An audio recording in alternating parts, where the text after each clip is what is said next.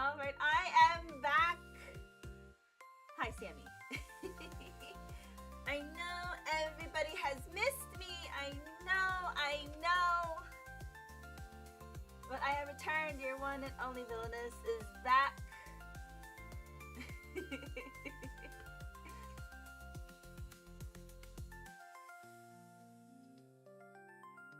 Hi, welcome in. Welcome. Wait, is that you? Wait, Coco, is that you? Might be somebody else. Oh my god. It has been a wild week for me. My first stream back was yesterday, but a lot of stuff happened. Thank you for the stars. Thank you.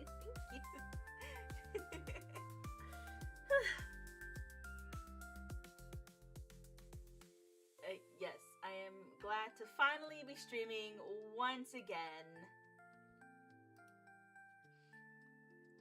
Oh my gosh.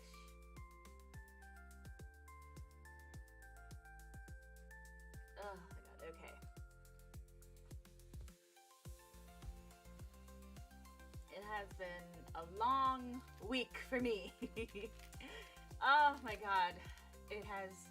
When I tell you it was a long week, it was a long week.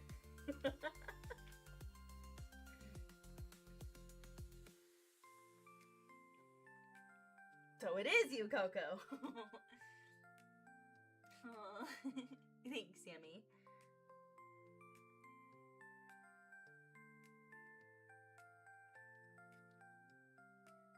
I'm good. I am great. I'm glad that I got all my stuff finally figured out.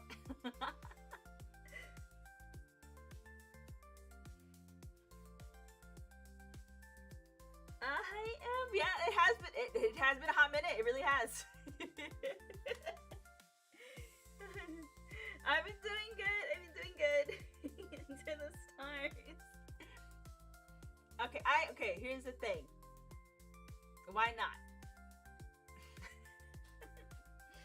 But a lot has happened these past couple of months, so new job, a lot of stuff been happening recently, and this came all to a head like last week. Oh god, last week was a doozy. Oh, you wouldn't believe. Well, why not? Oh yeah, it was a bit of a doozy last week, which why I had to, hi Haru, which why I had to notch. Yeah, okay, so,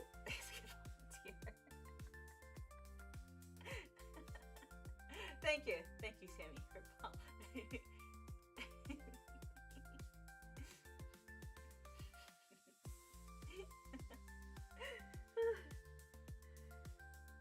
Yeah, it's life really do be getting to people. It really do. But I gotta keep on trucking. And I've been doing better for myself, at least as far as I'm aware. Well, I don't know, I haven't figured that out yet, Sammy. So, you're gonna have to, wait.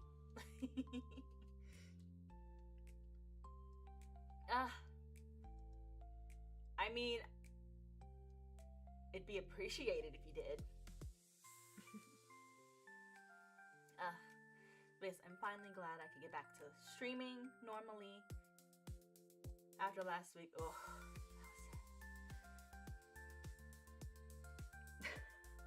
that was Don't feel sorry. Enjoy your life, Diva.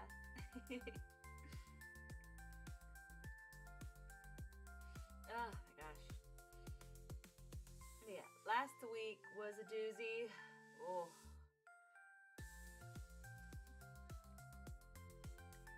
I thought my life was good. It was in shambles.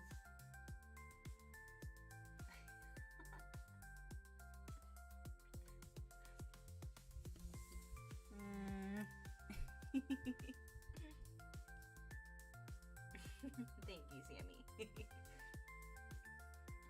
Yeah, I thought my life was in shambles last week because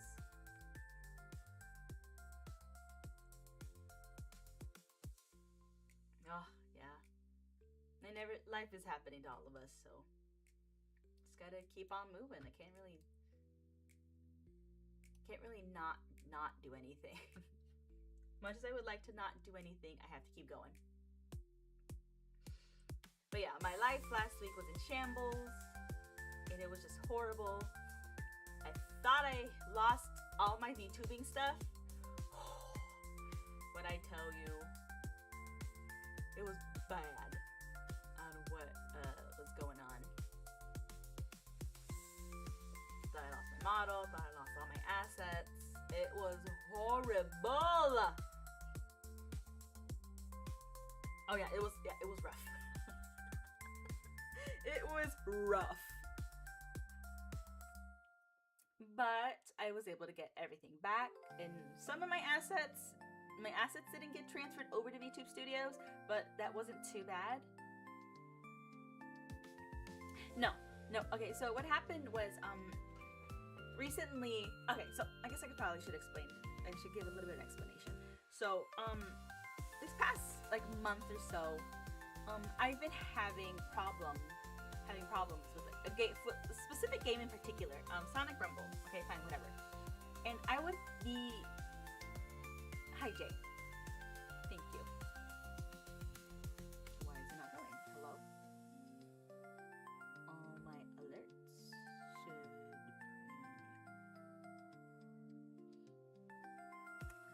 Of course.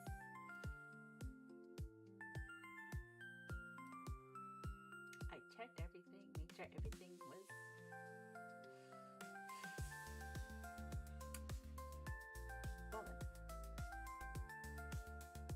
Good to know that's also not working. Okay, fine, whatever. This is fine. Anyways, it's not that bad. Okay, so yeah, I've been having trouble with Sonic Rumble. Like, I would be able to get into a lobby. Okay, fine, whatever. But I would, before the game even started, I would get kicked out and saying I had connection issues. But that's impossible because I'm hardwired into my Wi-Fi router. I have a whole ass Ethernet cable from my office all the way to the router. Hi, welcome in. I'm Billiana, your one and only villainess.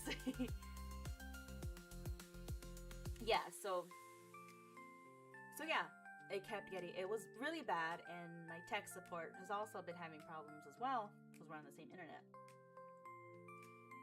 So they're just like, okay. It finally caught up to me. They've been having the problems too.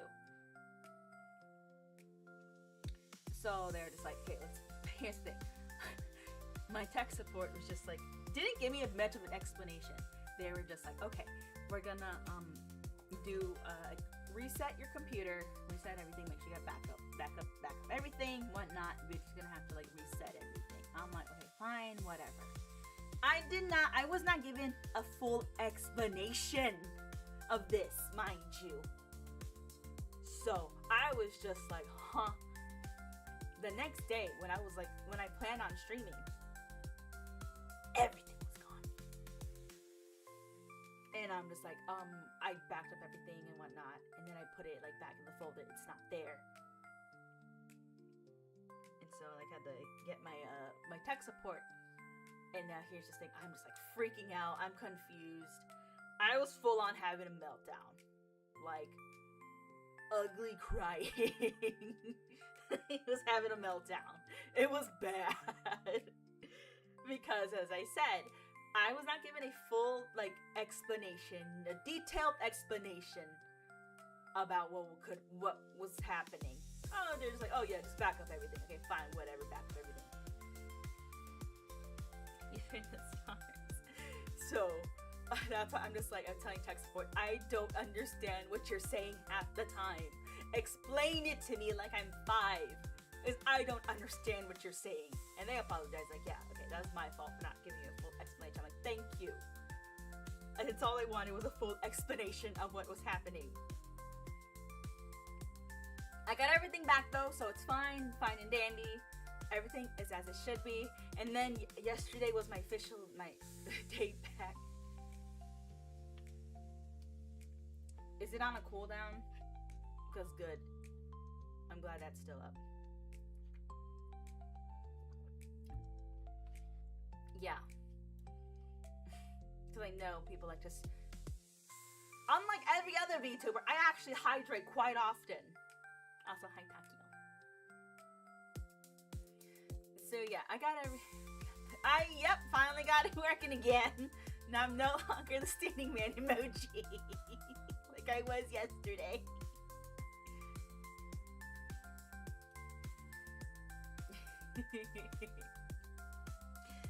So yeah. I have everything back to as it should be. For the most part. Yes, we gotta redo Peak. We were almost there until you died.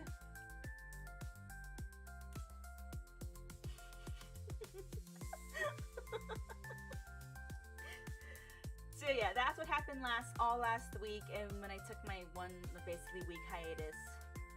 My phones couldn't take it.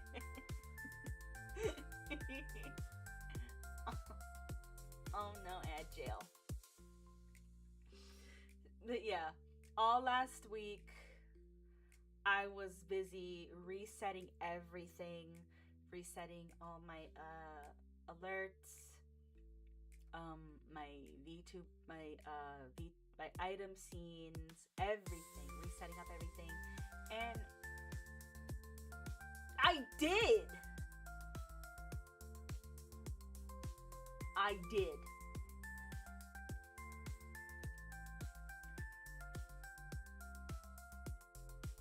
So yeah, all last week up until yesterday, I was just resetting everything. And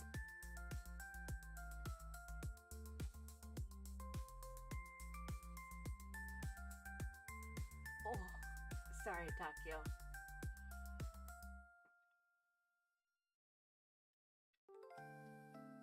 I'm sorry about that, bro.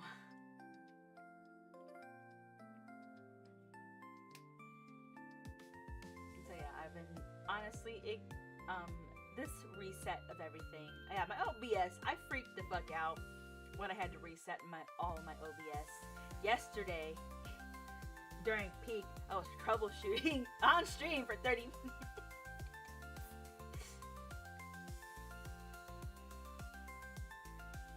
So yeah, I just decided to go PNG tuber. Standing man emoji the whole time. But it was still fun regardless. But as everybody who's here, I now have movement back in me.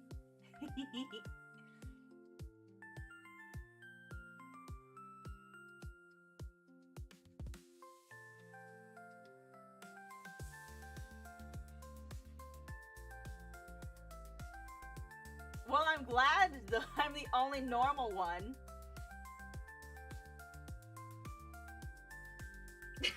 She graduated. Oh no, no, God, no. No, but I've been very active on my socials, mainly. Yeah, for a while there, yeah, it was a rough few months for me. They said new job, everything. Lots been happening. So yeah.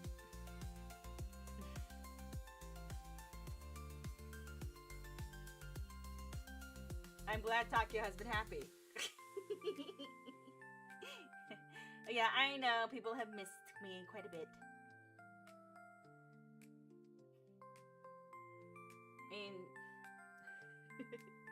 But yeah. But I'm really happy that I'm back to my regular streaming.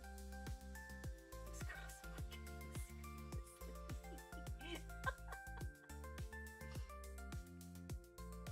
Thank you for the stars.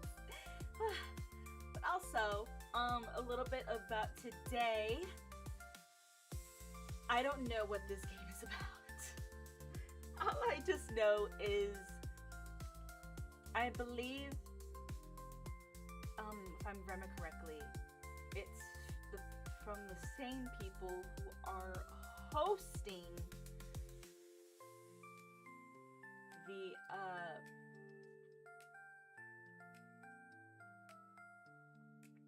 what is it?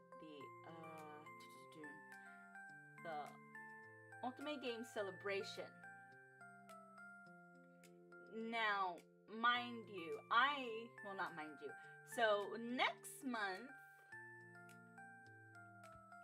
I am going to be participating in this event. Yeah, okay, yeah, so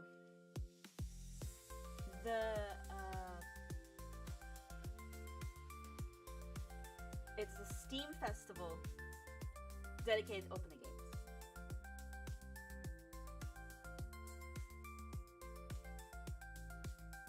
You get to sleep. As much as I love murder mystery,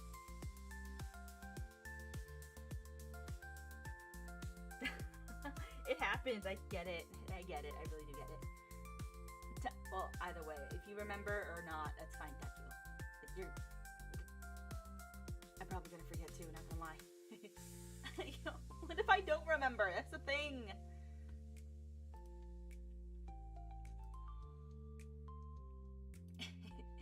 But yeah, the game that I'm playing today, the developers, creators, the studio, I'm not sure, but they're hosting the Good night, Takio. They're hosting an event called Ultimate Game Celebration, which is happening May 4th through the 11th, and I will be participating in all 8 days, which I'm really excited about, which I never expected to have so many people reach out to me, which actually is quite of a dream come true, really. So that's what I'm really excited about next month.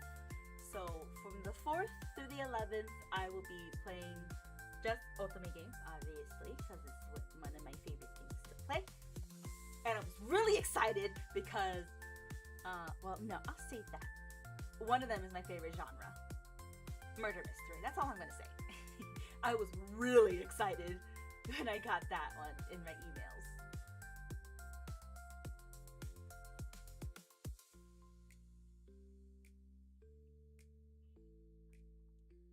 So yeah, I will be really busy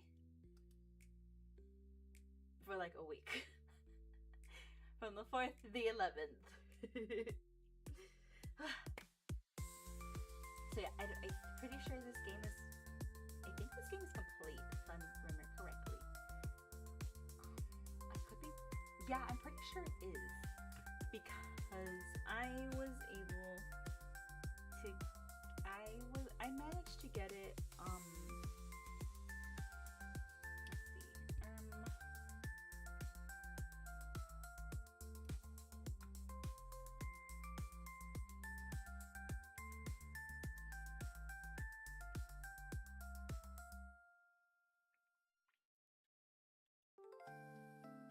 Okay, the demo is out. What did I, Sammy, I said you gotta wait. I haven't figured that out yet.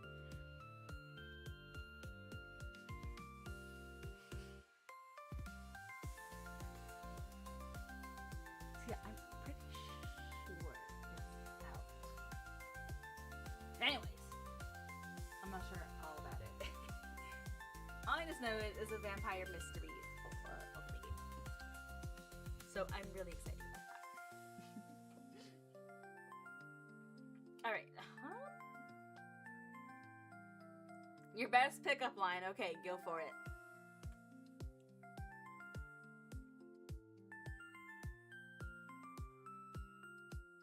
You gotta see this.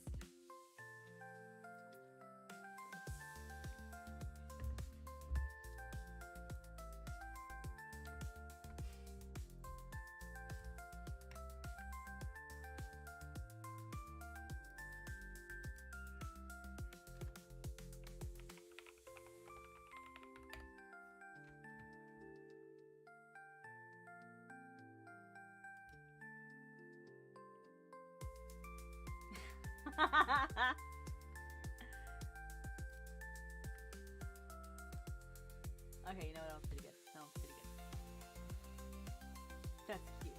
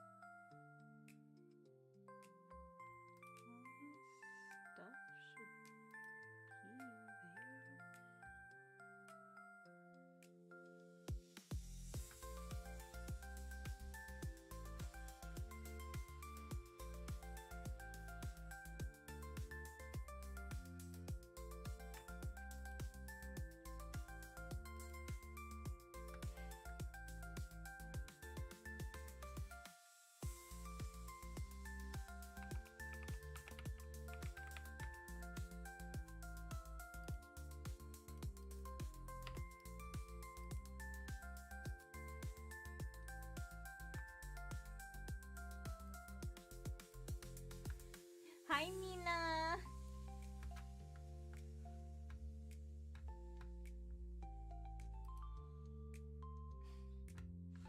All right. Okay, I'm pretty sure. Okay, so I'm pretty sure I got sound alerts working again. I don't know why it wasn't working. I'm good, actually. I'm actually about to lock in.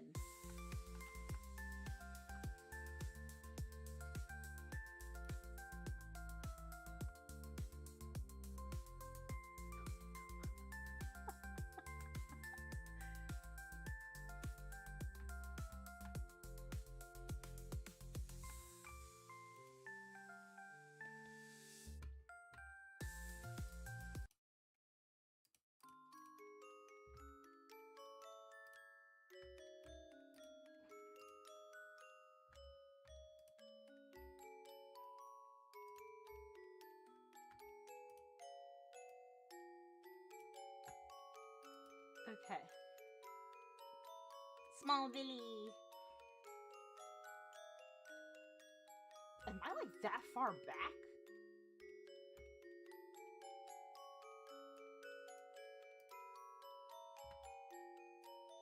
Why am I so small? Hello?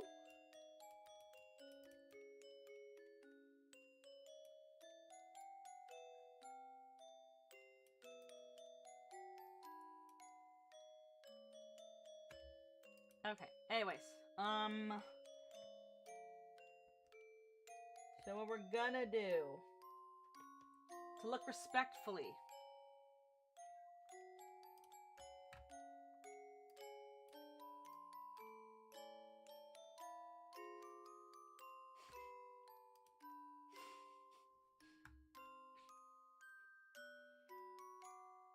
so I know nothing about this game, alright?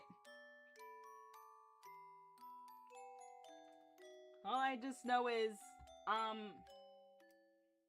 vampires, mystery, and romance. That's all I'm aware of. Hi, Nina. Welcome back.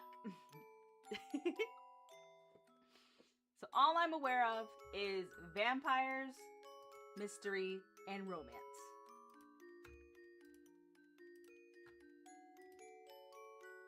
That's all that I'm aware of with this game. I know nothing else.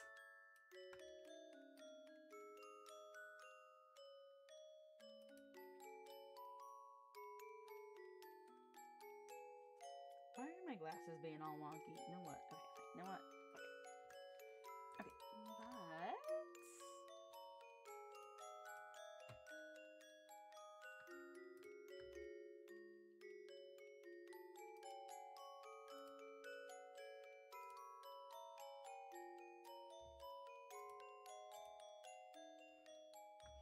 Okay, so... I really like the music so far. It's really cute, very whimsical, very mysterious.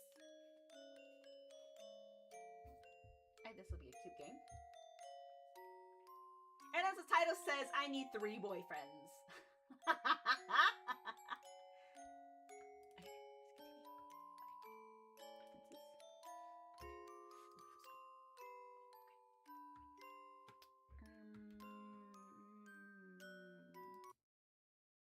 Doing that thing again when I can't see the damn the cursor, the mouse cursor.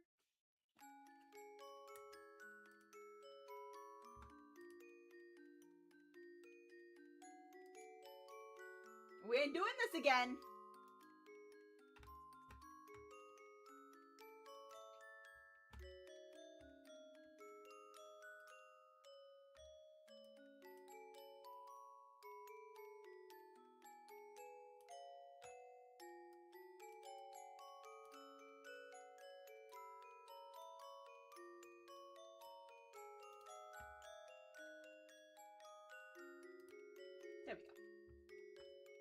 There we go. There we go.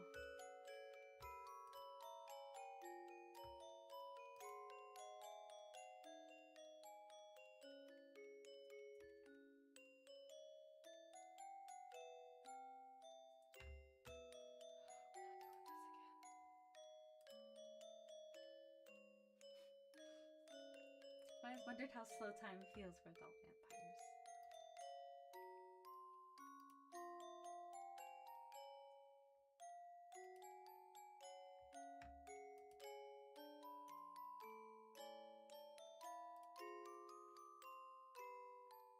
Oh, yeah. I'm so excited for I was so excited for this one. From the fleeting time I was a vampire as a child. Oh, they did it. Hi, Silence! It was like a never-ending summer afternoon. Why is it hello? Okay.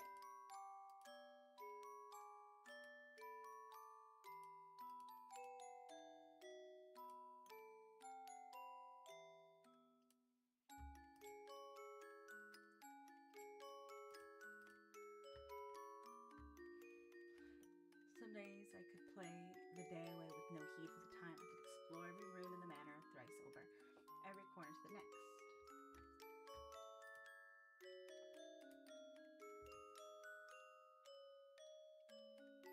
I'm already husband. Why does it keep freezing? Hello? Thank you.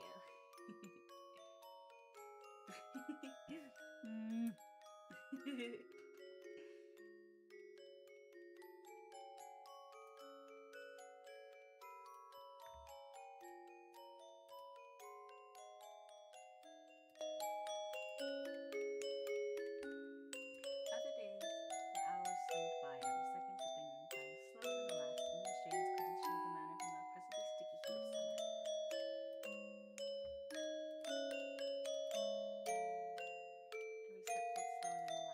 last.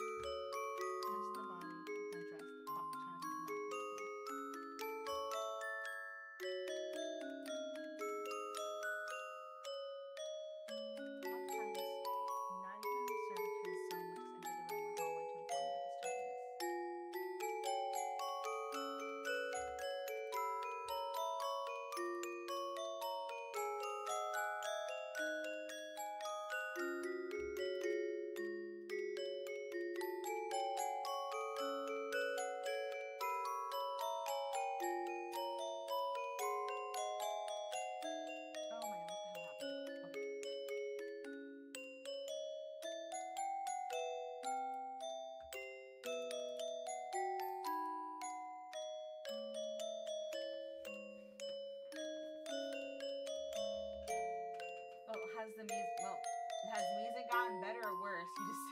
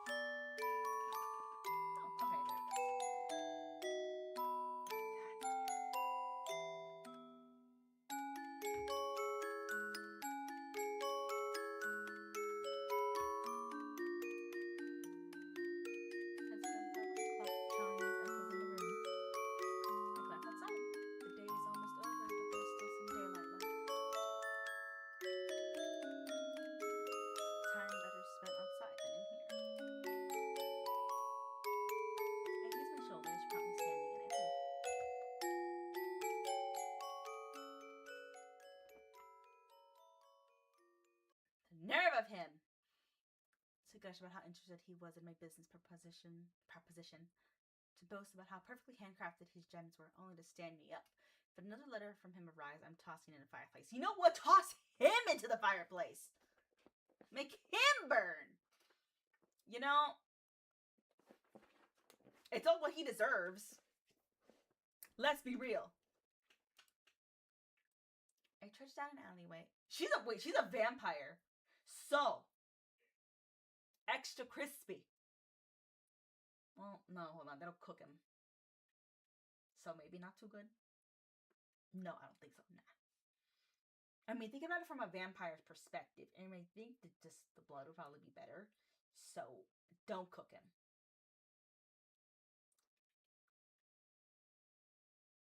Okay, here.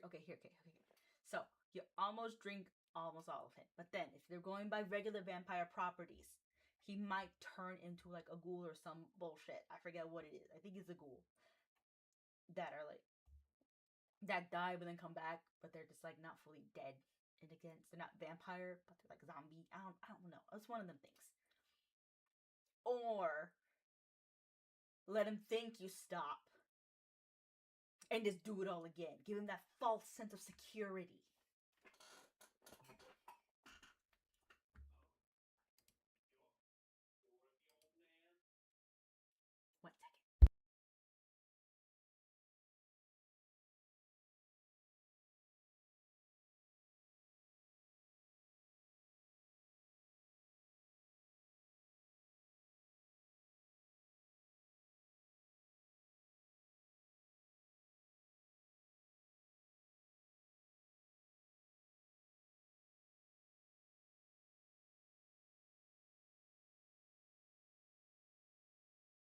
Okay.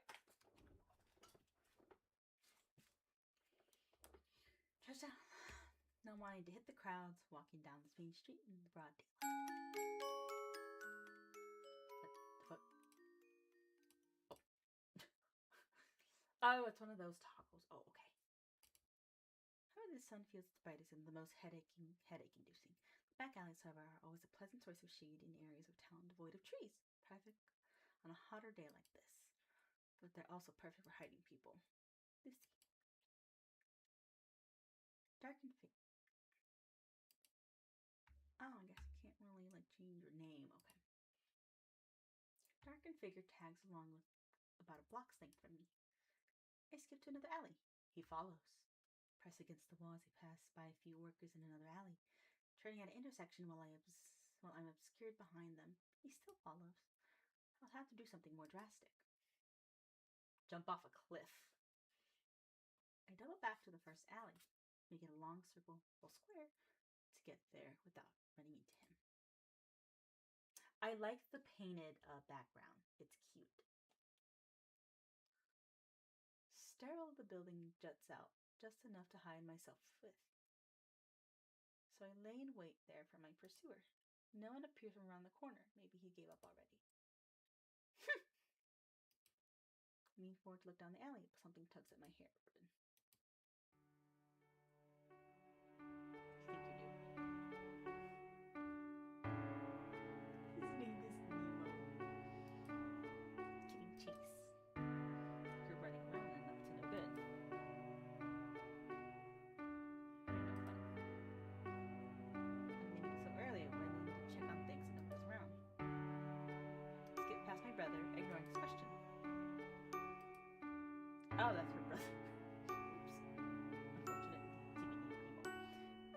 dinner.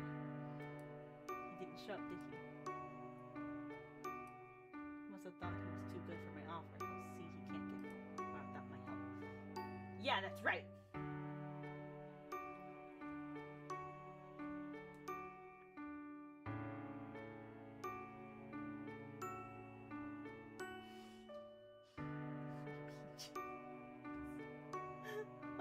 Can I turn that off?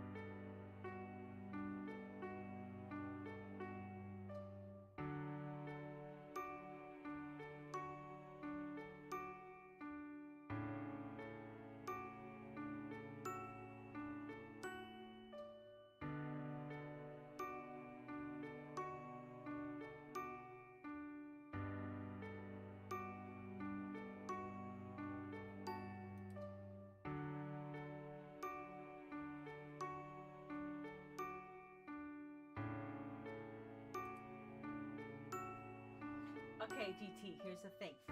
Here's the thing, bro. I play Ultimate games. It comes with the territory. Anyways.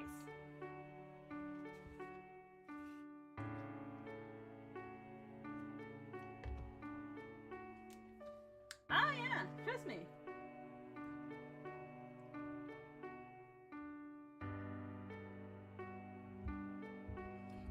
But usually, with Ultimate games, there's just like one singular route. Hold up, Nemo. Wait,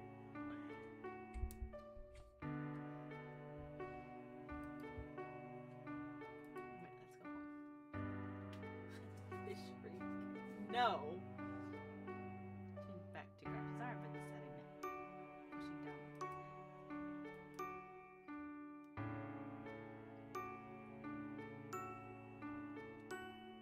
Funny enough, though, you say that. One of my favorite characters is Azul Ashen Grotto. Where he's at the moment. No, what's funny is like one of my favorite characters from Twisted Wonderland is Azul Ashen Grotto.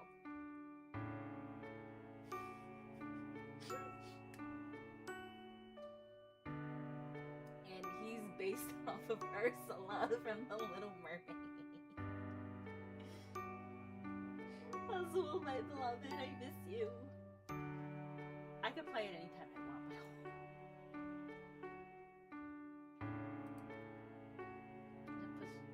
Push these things. It's not like I'm going to own the place, you moocher. Moocher, this is mine. That's how marriage goes. Someone who avoided commitment, like the boogeyman, he sure is bragging about how a lot now.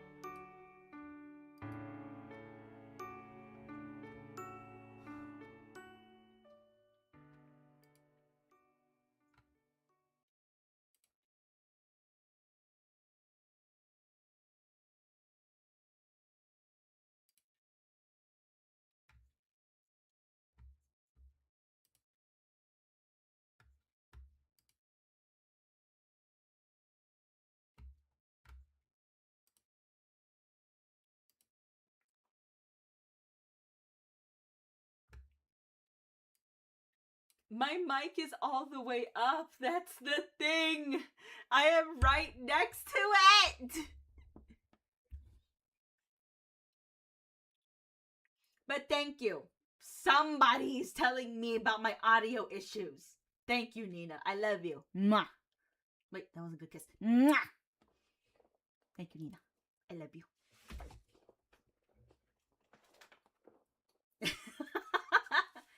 Don't hit the mic. I didn't hit the mic.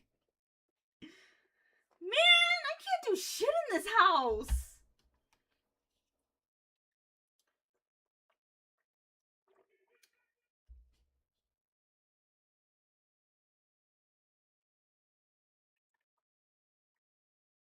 Takio, didn't you say you were gonna go to sleep? Hold up. Didn't you say you were gonna go to sleep?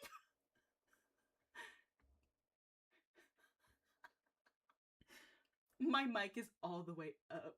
Then go to sleep, you British man!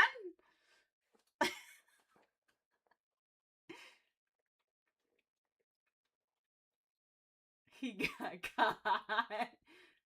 I didn't even touch my mic, that's the thing.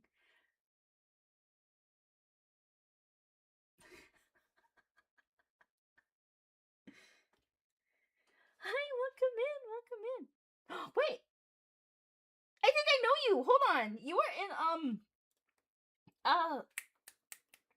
oh my god. What's his name? Oh my god, my Oshi. Oh my god. Oh my god. Oh my god, my freaking Oshi. How can I forget my Oshi's name? One of my Oshi's names.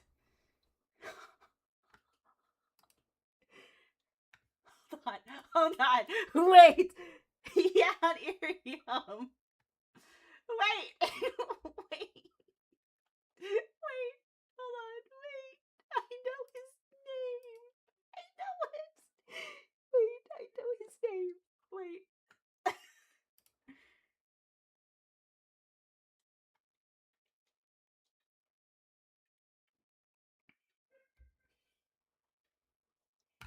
I could just look at his Discord. Hold on.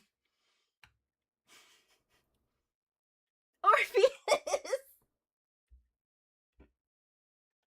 I completely forgot. I can't believe I forgot. I swear you were. Are you? I'd be thinking about somebody else. I might be thinking of somebody else. I'm so sorry. Apologies.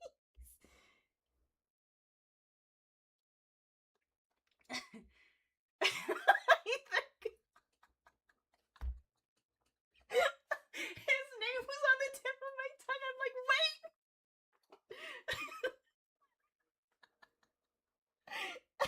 Yeah, Orpheus. I love him so much. He's great. No, she's not a good look. Well, I only have one Kami Oshi, though. I have multiple Oshis, but one Kami Oshi.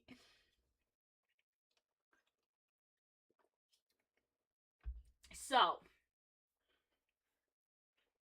But yes, Orpheus.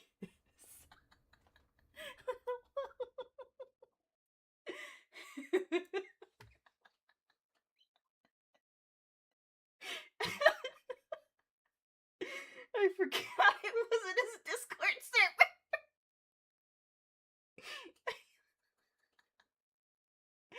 Oh my god.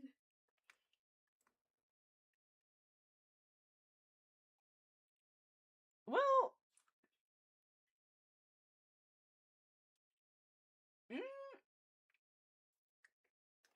Mayoshi isn't an idol per se. Well, my Kamiyoshi, no. I don't think so. I'll have to ask other people if would they consider him an idol or not. He likes idol anime, so I'm just like,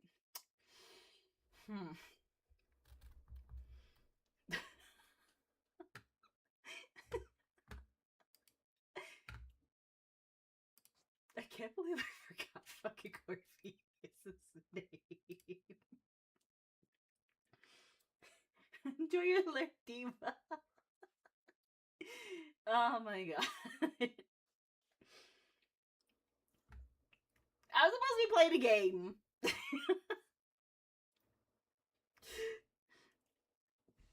Oh my god. Yeah.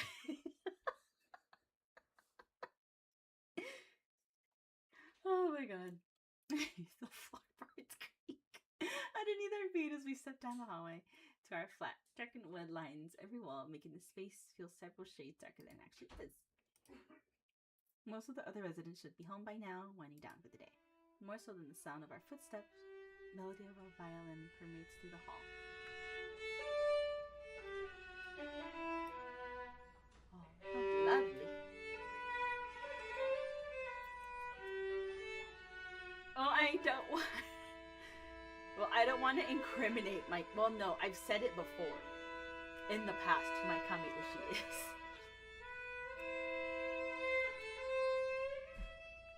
I've said who my Oshi is, also. My Oshi is Banzoi and Haka. But my Kami-ushi is somebody else.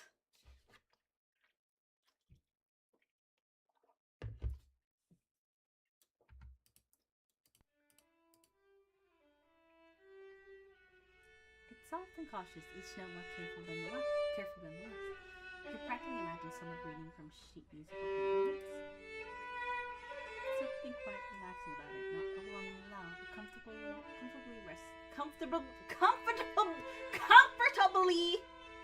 resting in the background. The piece echoes through the walls, making it hard to tell where it's coming from. As we near our flat, though, the notes stop. I sigh to myself that we won't be able to hear it at dinner. Damn!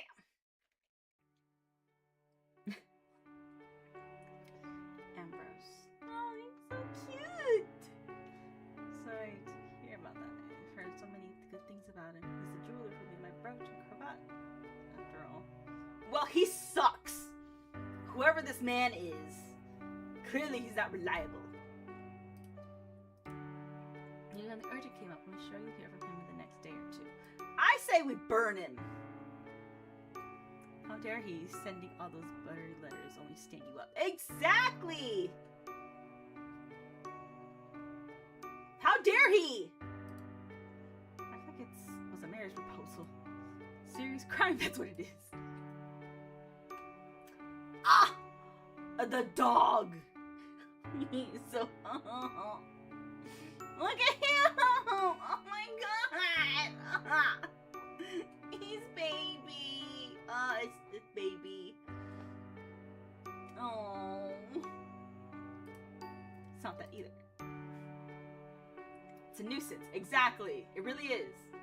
Like, how dare you stand me up?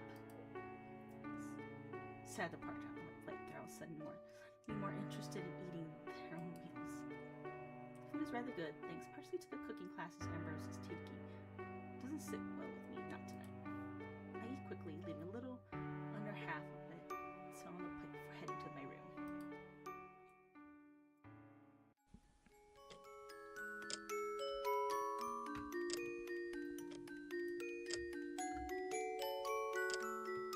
Moonlight slings through the blinds and across the floorboards. Bounces off a mirror just right through the eyes.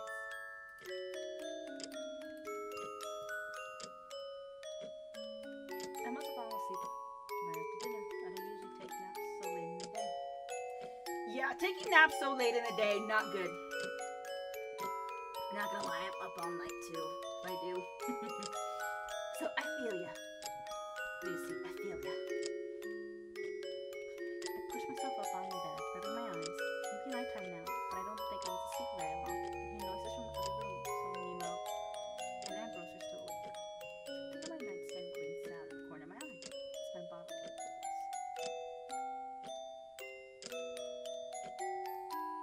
Modern marble medicine to some and expensive hoax to others.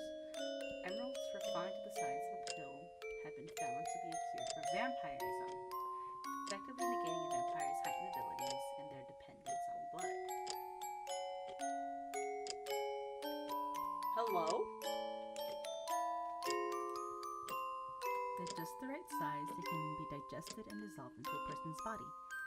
Any larger, they can be poisonous to vampires, who are weak to precious gems. Okay. Taking pills regularly can turn any person, no matter how long they've been a vampire, back into a human. But whether that change is permanent or only lasts while the pills are being taken remains to be seen. Wait, so this shit is like a whole bottle of little emeralds. Damn! Hi, welcome in. I'm Billy on your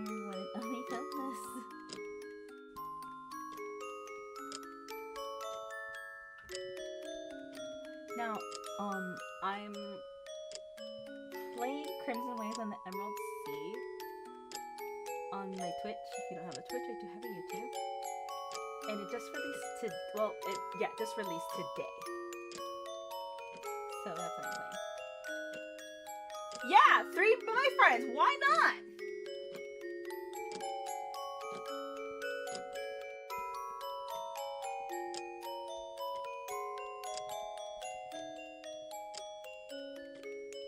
Hi, Wolf. Welcome in. Thank you for the stars.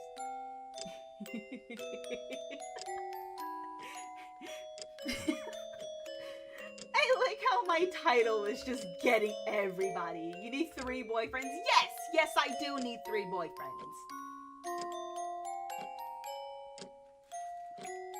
Thank you. You get it. Thank you. You get it.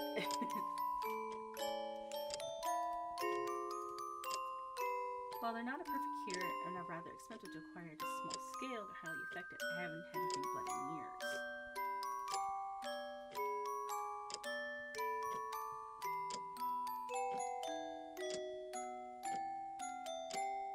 No, you're fine.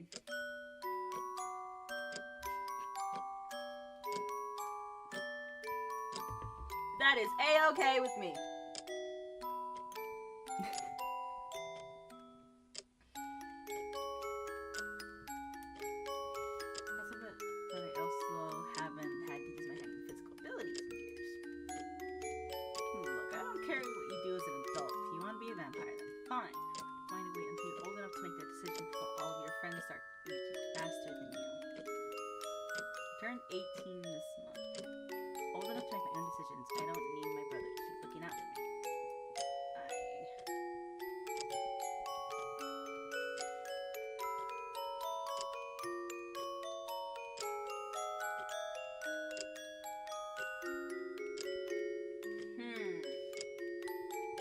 How will this affect my future?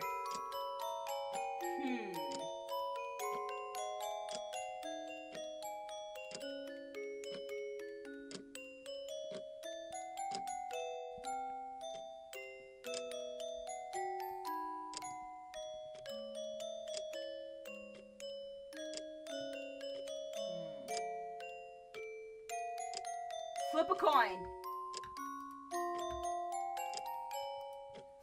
Coin flipper.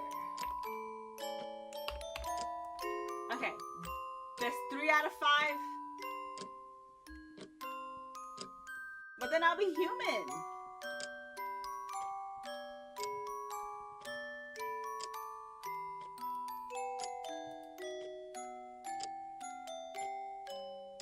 You know what? Yeah, you're right. Go big or go home. You know what? Take the pills. Shit, I should have saved.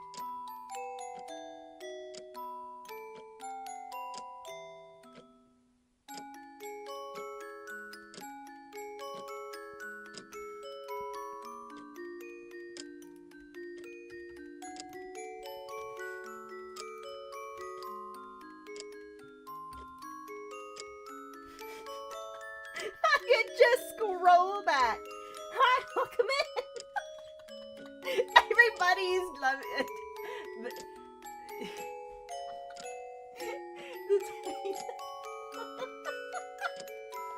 Thank you.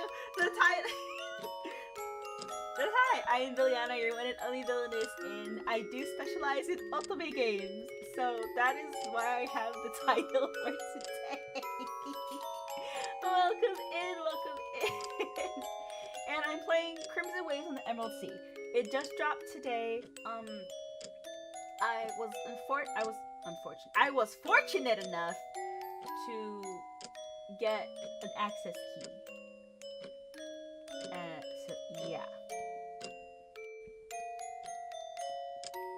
So yeah, and it's a vampire. So it's vampire romance mystery.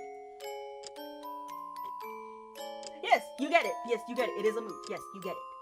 So yeah, I specialize in otome games, visual novels. So yes, 3 boyfriends is not that uncommon in otome games. So why not?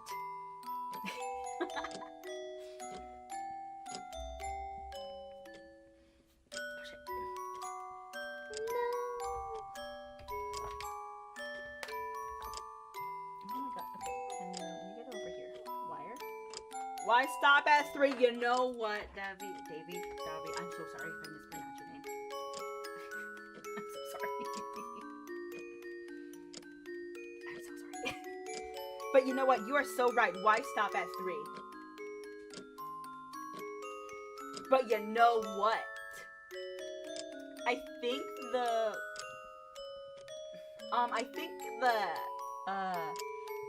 thank you for the follow, by the way.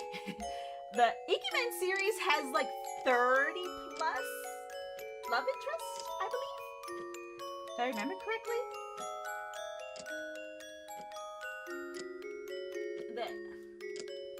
Hold on, why are people getting ads? I thought I turned them on. You know what? You're right. You're right, Nina. But at the same time, I think they're probably gonna bite us regardless. So we're not gonna take the pills. Okay.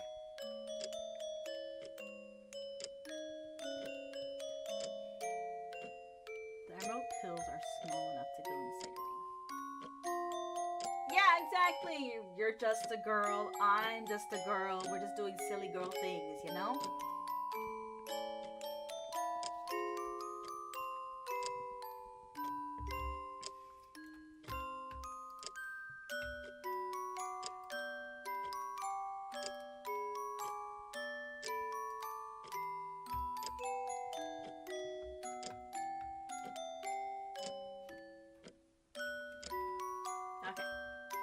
So yeah, if you want to see gameplay, I'm playing it on my Twitch.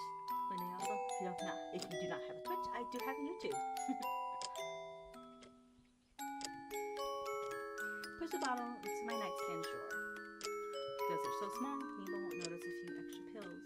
But he's bound to find out eventually. Okay, you know what? Okay, so because he's letting me make my own decisions. But yet he's so concerned about it. Brother, you don't want me to... I really think that you... Literally, brother! You want me to be human. Anyone else, but only be at half the rate. Nemo chose to be with Ambrose despite his staying a vampire. Finally deciding to be a vampire too.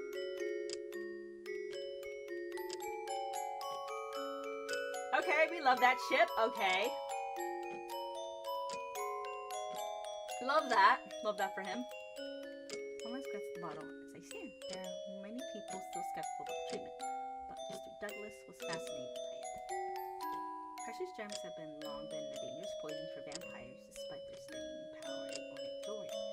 Thought of using them for medicinal purposes rather than for looks or for harm intrigued him. You know what? Fair enough. Fair enough. And so I thought. And standing me up today was the final... Oh, it was the doctor. Okay, you know what? Burn the doctor. Burn him at the stake. He's a wizard. Burn him at the stake.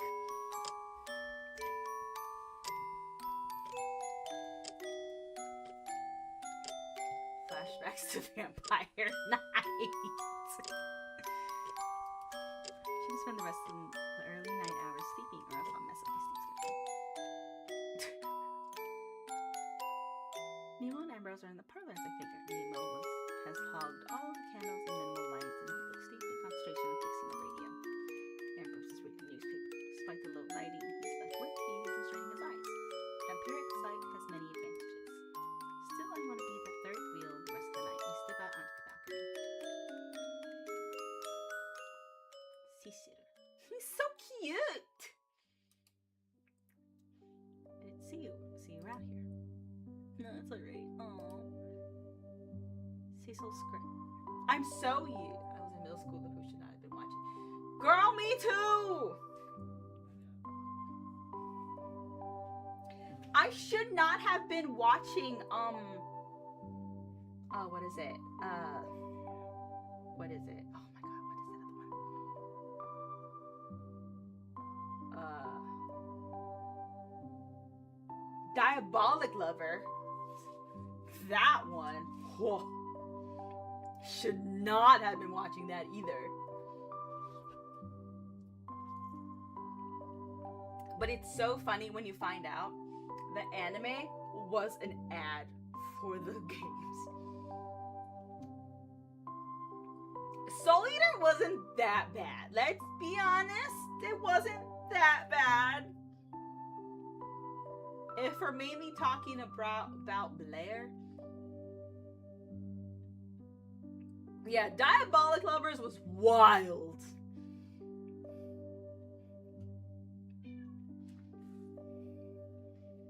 The games are even more crazy. And I've looked into the games. I can't play them, obviously. But I've like, listen, what am I listening to, Nina?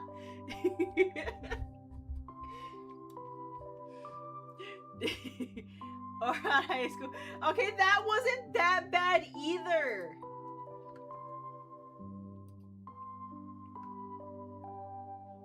If I'm being completely honest, Oran wasn't that bad either.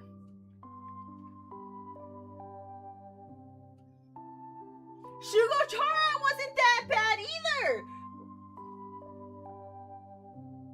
Nina, what? Hold on, Nina. Hold on, I'm gonna be honest with you. You're saying it's bad. Nina, what were you looking at that made it bad for you?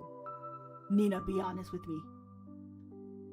Because I have watched those too. I have read the manga as well. Nina, what did you experience?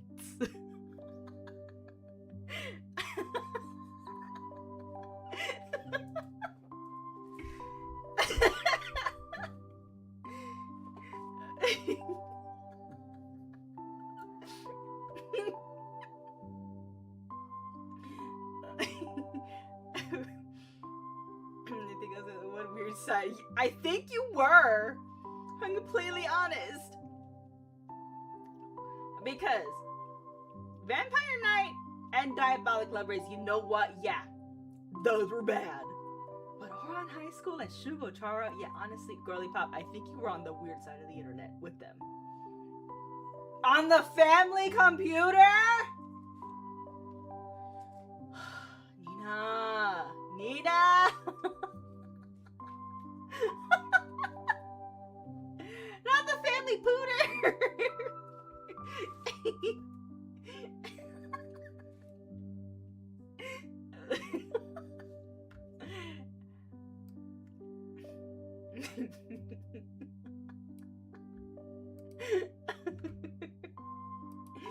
Oh my god.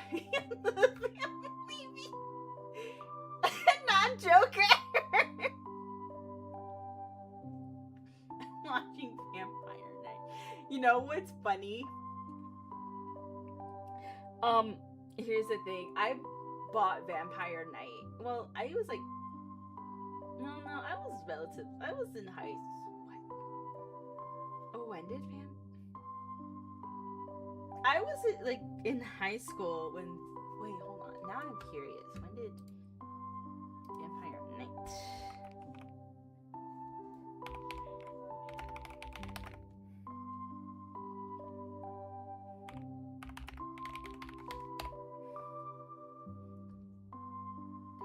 Oh.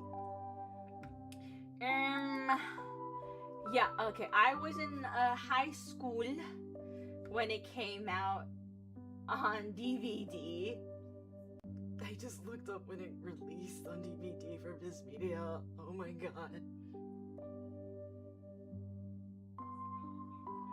Hey, you're an adult, so honestly, I think that's not as bad. We're just gonna, yeah, at least you're an adult and you acknowledge it. See, I won a costume contest with that outfit.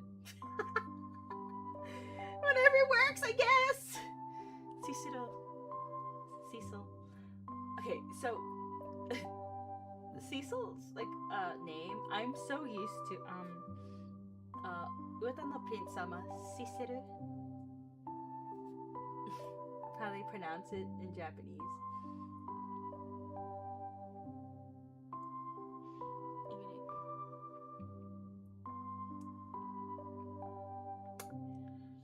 Shit, Nina, shut up. Nina, shut up.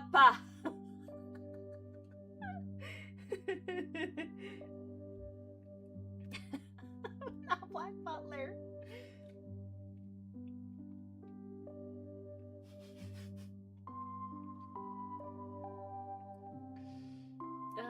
honestly, Black Butler. Black Butler. Sama in Japanese, yeah. Honestly, I could. Hold on, you know what, Nina? I could agree with you on that one. We should not have been watching Black Butler. We should not have been.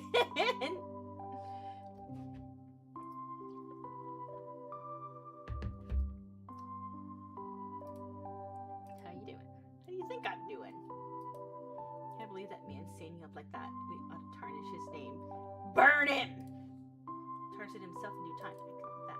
Besides, I'm not sure how you of all people would even go about doing something like that. Find someone else to work with on it. Maybe I'll reach out to doctors again to gain more public approval before reaching out to manufacturers.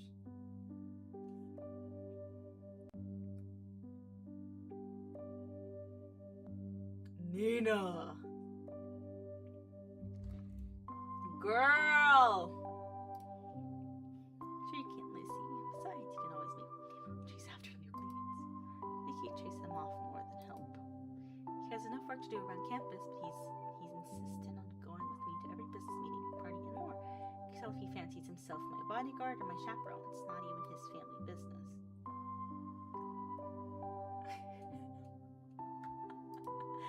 Though, speaking of which, he'll be dealing with all of this soon enough.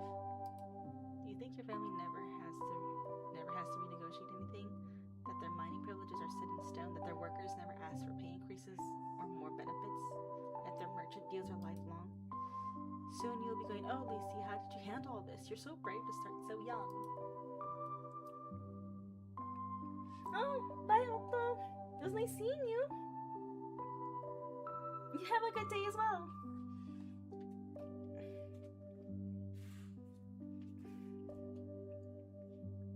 Girl, damn, I hope you never relive it either. He huffs, turning back to the night sky. For the past few years, he's had little contact with his parents. No more than greeting cards and letters he's forced to write to them just to show he's alive. Instead of commuting several hours by train from family manor, Cicero is living here in the studies department that comes with Ambrose's role as headmaster Purdue University. Cicero and I share most of our classes as we're both focusing on business, so we can take on our family's companies. All right, we love a business savvy girl. Okay, let's go. And yet sometimes it feels like it's hard to get a proper answer out of him when I inquire about his plans for the future. Oh, he don't know what he wants. Oh, girl. Chin up. You get to shadow a local business soon enough. If you're lucky, you don't have to do that. I got plenty of real-world experience. They'll only let me count it towards classwork rather than letting me finish school early, though. Lucy. His voice is small and short, cutting off his own words, almost as quickly as they left him. What is it? Nothing. Speak with your chest! Reach over and pinch his ear. It's not nothing if it came to you, so spit it out. It's just a stupid thought, but I was wondering if this is what you really want to do. Again.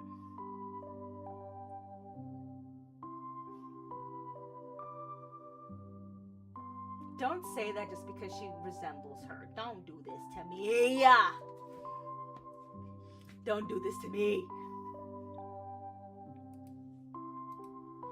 Had to live off of others' generosity for too long. People who think they owe it to my parents to keep me safe since they can't. I want to forge my own path going forward. I want to prove I can be on my own. What does that say about me? Huh? Sure you'll find a good business partner before long, Lucy. After a moment, it's clear he intends to lead the conversation at that. Susuru's family is from newer money, having made their living from mining operations for precious gems. While his ancestors may have sweated it out in the mines, the current generations live by signing deals with property owners, negotiating labor work, refining the gems, and more. The idea of an opportunity has not been lost on me. Every time I bring it up or even mention it, however, he lets the conversation drop. At least, it's a nice night out here, isn't it? And match his gaze. Far beyond the rooftops, stars dot the sky above us. They shine back at us vibrantly, almost twinkling.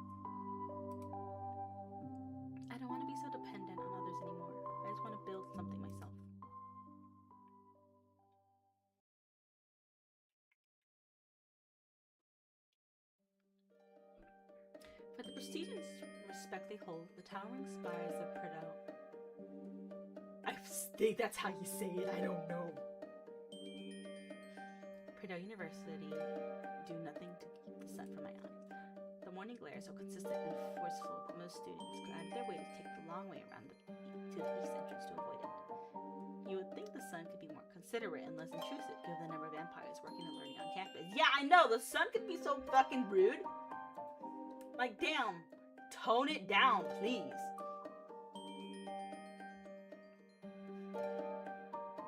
As for Cecil and myself, we often avoid the problem entirely by winding through the gardens and taking shortcuts that only make sense when you're setting out from the headmaster's apartment. How infuriating. I should be drafting contract and celebrating now. Yeah, don't doubt it. She's angry. A rough sigh escapes me, more as a sign of exhaustion than anything.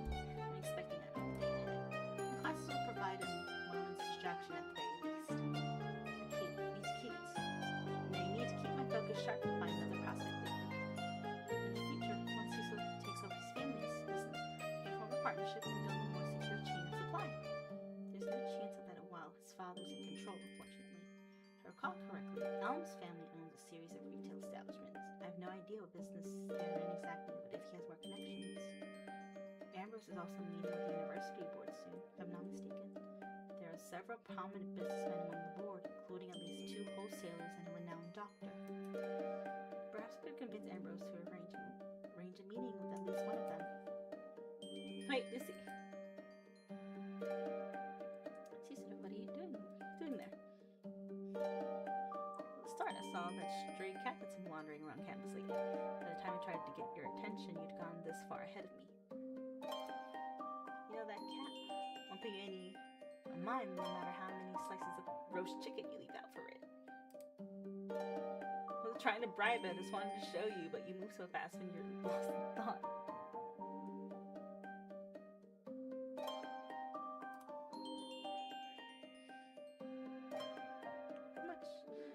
Not much choice in the matter, thanks to recent events. I have to sort it out swiftly enough.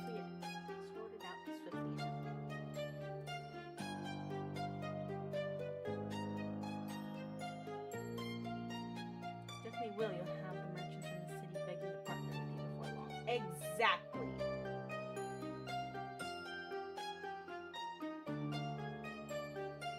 They will be begging to be business partners with me.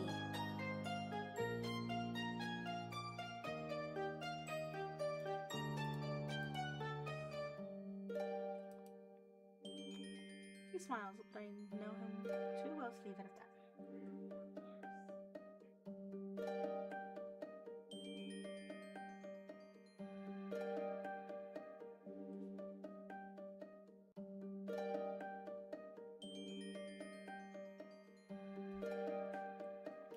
He's been so unsure of himself lately. Cecil's more than capable of keeping pace with me even if he doubts it himself. He was up rather late last night, though. It's not often I see him so easily distracted either. I'll ask him about it later.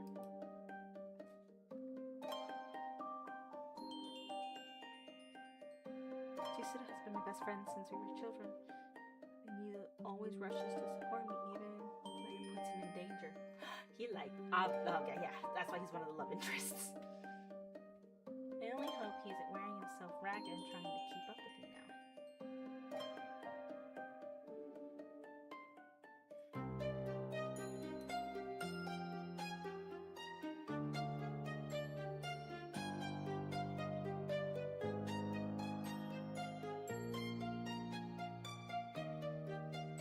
University gardens are always immaculate. Students and professors alike meander through its hedges, where shifting classes are taking moving strolls. It's also haunted if you believe the rumors spun from mistaken sightings of marble statues in the dead hours of the night. Bandage prior, a series of attacks by a vampire terrified the campus, kept most from venturing out after dark. Suppose classroom rumors are a sign of Purdue's recovery from the incident. Instead of a ghost, however, I see a tall, pale face made with lilac blossoms. Good. I need to catch it before class begins. Are you admiring the flowers, or are you waiting for us here?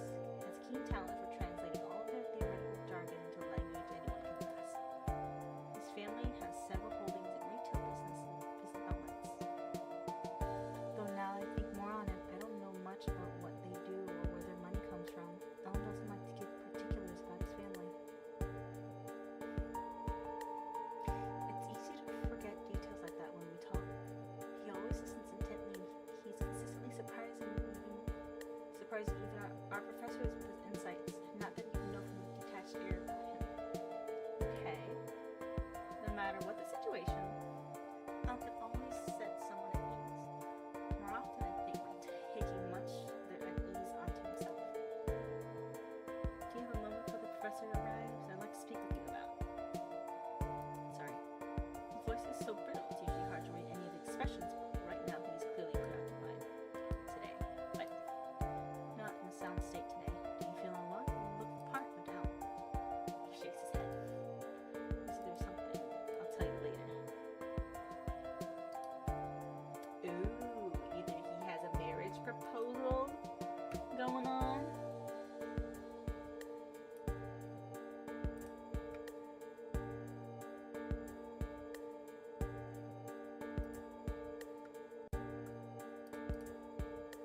That is mine. He ducks in the classroom and makes his way to the desk. Saying anything. Not sure. It's almost as if he was in shock. Think he's caught a summer cold, do you? I almost hope it's as simple as passing sickness. But I've never seen that heaviness in Elm's eyes before.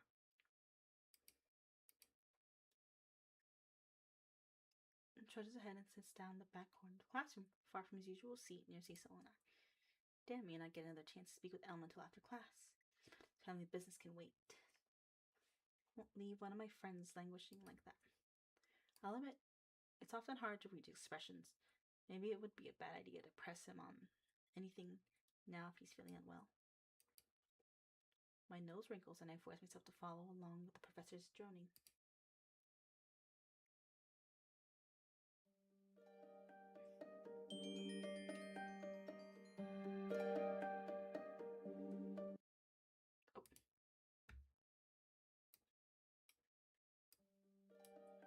Finding Elm after class proves more troublesome than anticipated. He excused himself partway through the lecture and never returned, and now I've not an inkling of where he went. I doubt he's avoiding me in particular, but it doesn't seem as though he's avoiding everyone, in which case why would he have come to class today at all? I sigh, pace the campus garden, inspiring shade from the hedgerows, consider whether I should keep up the search or let Elm be and turn my focus elsewhere.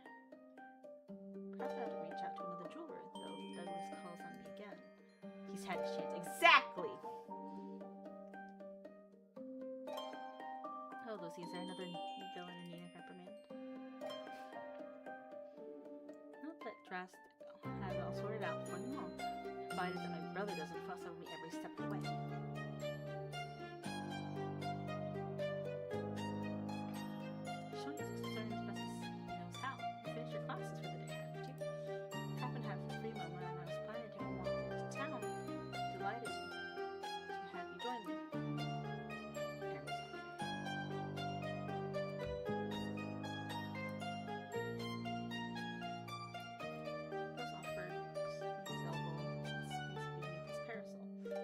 But nonetheless, insistent invitation. It's far more considerate than his husband, honestly. Nemo could at least ask before showing up to herd me like a wandering goat. Take Ambrose's arm and fall a step alongside the headmaster as we walk beneath the university's grand auditorium toward the center of town. I was considering that myself. I won't refuse the company, though I can't stay for long. According to my account, my errand should only take a few minutes at most. Suppose he's not in today then. Besides, his errand, as it happens, was meant to be a quick stop to see a gentleman by the name of Fairfield. How to see if Mr. Driscoll has the time. Looking to have Bradford, I wonder. He smiles so fondly, it's obvious that he's planning some sort of gift for Nemo. See as soon as I can be sure it's even possible, but for now, let's leave it there. He's not replied to the letter I sent him last week either, so he must have left town without giving proper notice. How strange. In that case, is there anyone in town I can know Lucy? People are getting picked off!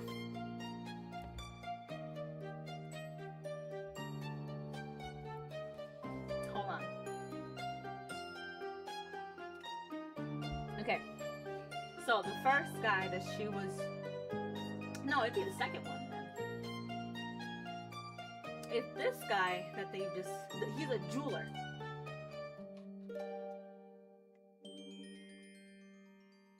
And she hasn't been able to get in contact with him for like a week now.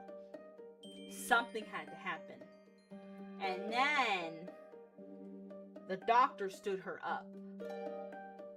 Something had to happen. Somebody got his ass for sure.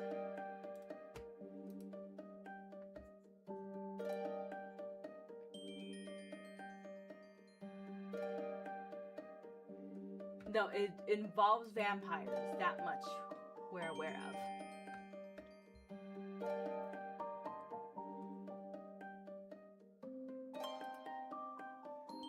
That's more than content to watch.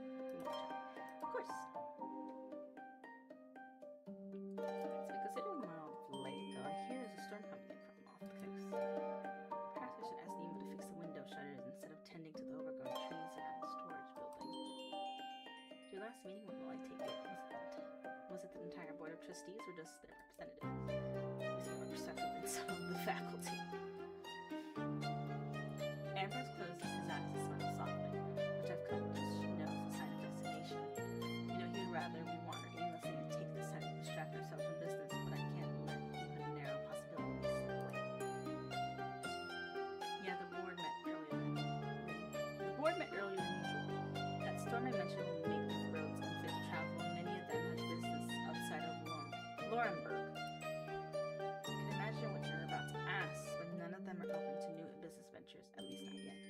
If you know that for certain, I may not have graduated yet, but if any of them have matter of good sense, Lucy.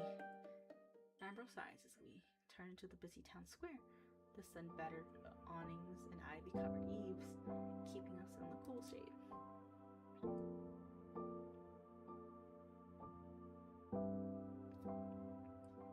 We lost the first quarter of our meeting to one board member's complaint over snake oil salesmen in his hometown, and another swore up and down that she'd been swindled by a jeweler passing off tinted glass as a ruby.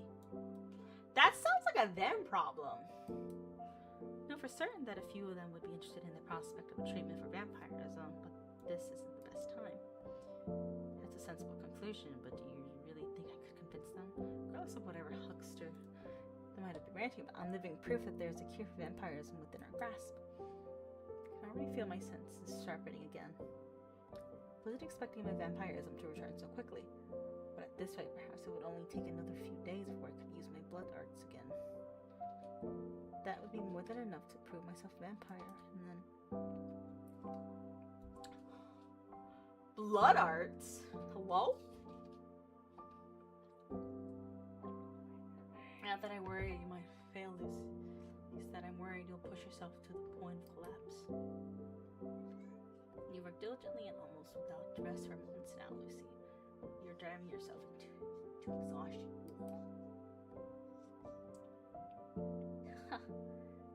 I'm hardly close to being winded, much less exhausted. Success in business often comes down to timing and seizing opportunity, doesn't it? I certainly need to find another opportunity soon. Ambrose pauses in the center of the street, and the crowd parts around us, as if we're standing in a small boulder in the middle of a rushing stream. Then I'd like to tell you the moment I crossed paths with a potential partner, investor. You've already crafted a remarkable business plan. I think you could easily afford to take things slowly for a time, if even for a few days. The look in your face tells me that you disagree. I don't see how I can rest on my laurels when I don't even have a supplier. I can't very well market a cure for vampirism if I have no way to actually offer it.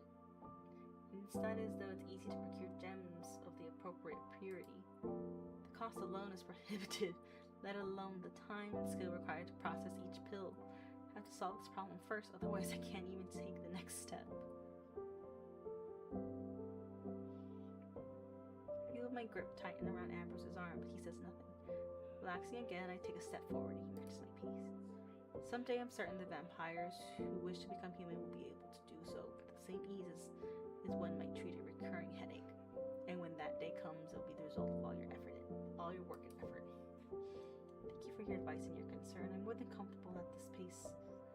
However, and once I secure a viable partner, I'll have plenty of time for leisure and relaxation. At least for a few hours, I expect. In which have you not heard anything from Douglas yet? He seemed worried, far more than I expected. be overhearing at a missed appointment. Unfortunately, I can't afford such sympathies right now. Not a word, but it hardly matters. I don't want to waste any more ink on unreliable cads like him.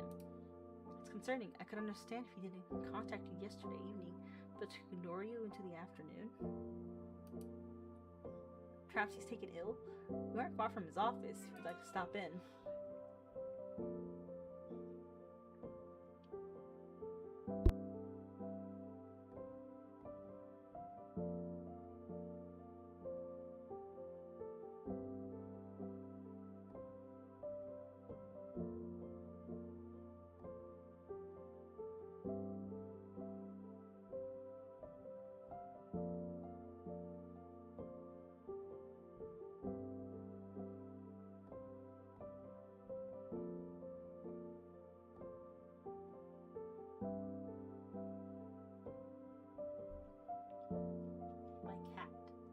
Now with me. What? What, Mickey? What? What, Meowpolis? What? You were pawing at the door. There we go.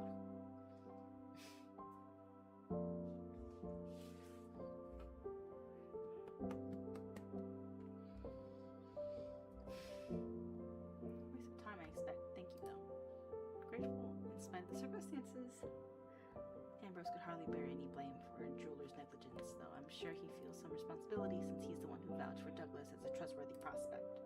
Consider it once I've taken care of the business. Sir, it's a simple misunderstanding. The bell chimes about the mark quarter hour. Ambrose waits patiently as the sound fades into the din of the town square and then gestures back towards the university. Seems I'm out of time, unfortunately. I've got another appointment soon, so I'll be heading back. You're returning to campus as well? No, I think not. I'll see you tonight at dinner, Ambrose. Should be a crown of lamb provided held up by faculty. Bye for now. Okay. Turning to the shadows, Paris will slip away, leaving me in the sun. It's brighter than I expected, nearly as bright as it was in my childhood. Can I help you? Can you, like, not? What are you doing?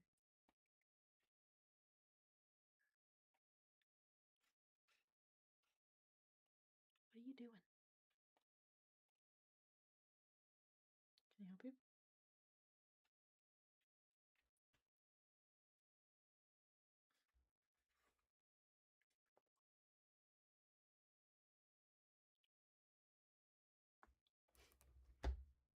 I don't know what you're doing, but make up your mind. The afternoon crowds have... What are you doing? Why are you... Don't bite my straw. Leave it alone. With laborers and tradesfolks winding through the bakeries and market stands on their lunch break. Carriage wheels and newly shod horses leave a dull staccato in the air as they pass one another in the street. Shop bells ring one after another. A large fountain babbles conversationally to the people gathered around it. In the distance, a small crowd applauds. Consider that Douglas's office is on the far end of the square. The sound of violin catches my ear. Is that warranted the applause I have heard? There's something both immediately familiar and uncanny. I've never heard the song before, certainly never at this pace. In this place, but the melody feels eerily nostalgic. I suppose a skilled performer can invoke all sorts of emotions in their audience. See what sort of person's fiddler is. The quick triplets and rich vibrato echo through the plaza.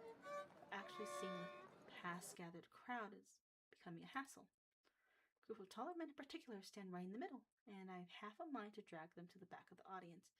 There are people behind you, you dolts! Reach forward to pry the wall apart when the fiddler strikes a sharp chord and leaps up onto the fountain's edge.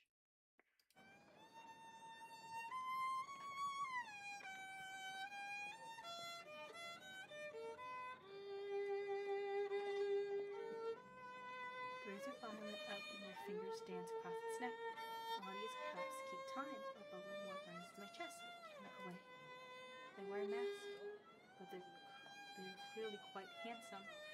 Their slick back hair shines in the afternoon sun, and their hands cradle their instrument with a fierce delicacy. And the sound, I don't know where they were trained, but they're bursting with energy as if they can't help but draw their bow across the strings. It's enchanting. I've had a fair number of performances in my life, from full chamber orchestras to unaccompanied singers in a roadside tavern. It's been years since I've heard a performance so desperate and impassioned as this. It's almost as if they're grasping for breath and their violin is the only air they can breathe. Finally, the middle-aged man bearing my path steps aside. They move a bit closer to the front for a better look at the masked fiddler. I can tell our eyes meet. Their bow hangs for a half beat too long and they hop back down to finish the song. Before I can find them again, a round of applause rings out and the people around me plead for an encore. It's Cecil. It's Cecil. The hair. The clasp of an instrument case clicks shut. Are they leaving already? You need to get their name at the very least. A musician with that level of passion and talent could do better than busking in the square. You wouldn't mind hearing them play privately for me either. Wait. There's no path forward. Eventually the crowd breaks and people start dispersing in a dozen directions. By the time I reach the fountain's edge, the masked fiddler is gone. I sigh to catch my breath. It's like for the best. I almost let myself get carried off track. Handsome musicians are a hazard in many ways. Damn.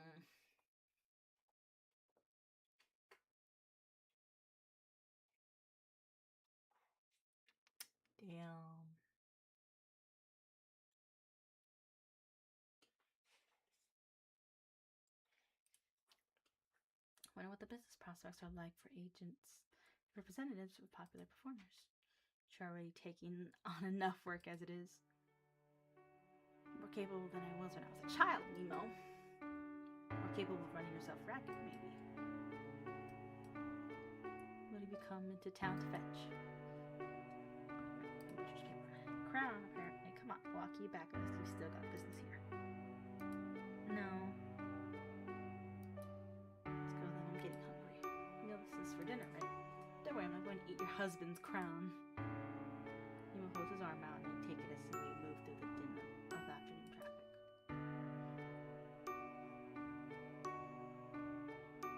In a short while, we'll be back at the apartment, and I'll need to start drafting more inquiries and preparing samples. Consider what Amber said earlier. If I can secure a reliable supply of gems, I can prove the treatment's effectiveness more easily. Evening will pass uneventfully, and by week's end, I'll forget all about Douglas's audacity and insult. Burn him at the stake, as I said. The calm, unremarkable future does come to pass.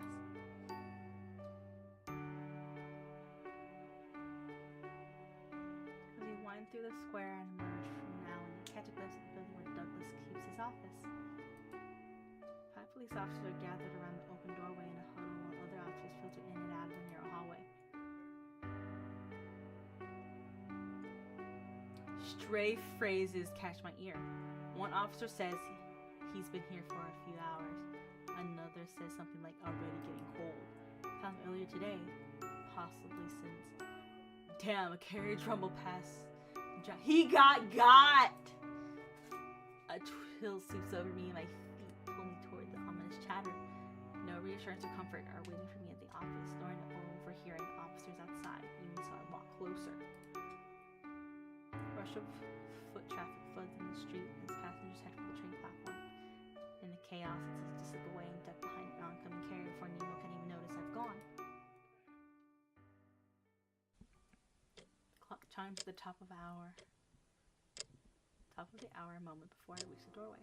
Outside, the police are still chattering about how hard it will be to cordon off the area and turn away gawkers.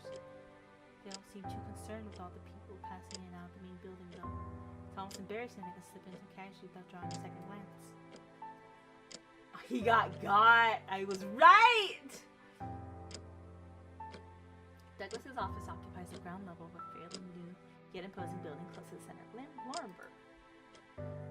See if the neighbors have heard anything first, and then finish documenting the scene. Call for our chemist while you're at it. The teacup smells like shoe varnish. You that check the locks on all the windows for tampering. This one's looking a lot like the Fairfield case. Heard an officer's voice coming from an open doorway to my left.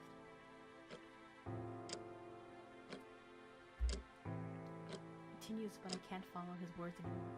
My eyes fall to a prone, rigid form draped across the sofa near the back of the room.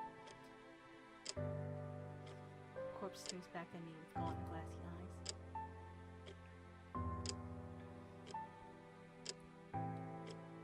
Officer's chatters confirms my fear. The man I was supposed to meet yesterday evening is lying dead.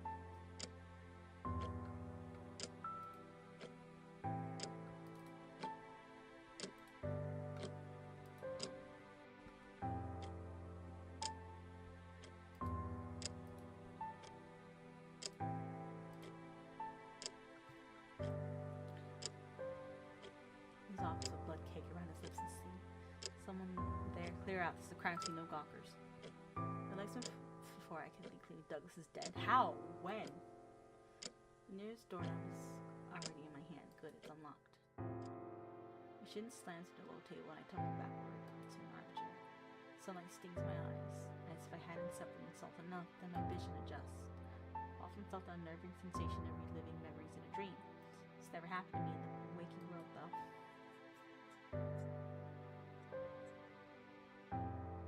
Grandfather clock's chime echoes through the room. I look outside and the sun is still high above the rooftops. I clench the hem of my dress. I am back in the same seat I occupied less than a day ago, waiting to finalize business deal with the man now lying dead less than a dozen feet away. My mind swirls, my memories fray. Was Douglas already dead by the time I arrived last time? Did he die while I waited here? Never realizing. On the way in, I saw 5 coppers. Inside, 3 maybe 4 others. My breath catches in my throat. Natural death. No matter how tragic, don't draw this level of scrutiny. Murder. I like to be overreaching and leaping to unreasonable conclusions, but I can still recall the odd figure I chased through the alleyways last night. Did they see me? Did they know I was there? Was here? Was Douglas being killed as I sat in this chair? Is that the same Mr. Faithful that Ambrose tried to call on earlier today? Stray syllables leaked out of the neighboring room, but I can't hear anything complete. Press my ear to the wall, though. The holster. I knew one. I had an appointment today. Why is Elm here, and why has he changed it up completely since he was in class?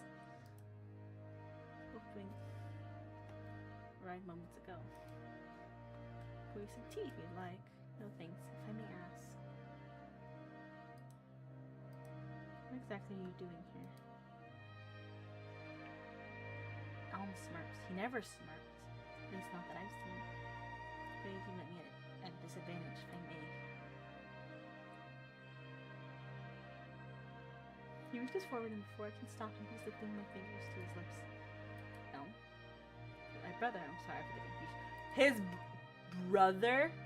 But I'm a twin, why would he brought that up? Despite the circumstances, trying to make your acquaintance, I'm Rowan, currently the head of the family's business in the state as of this morning.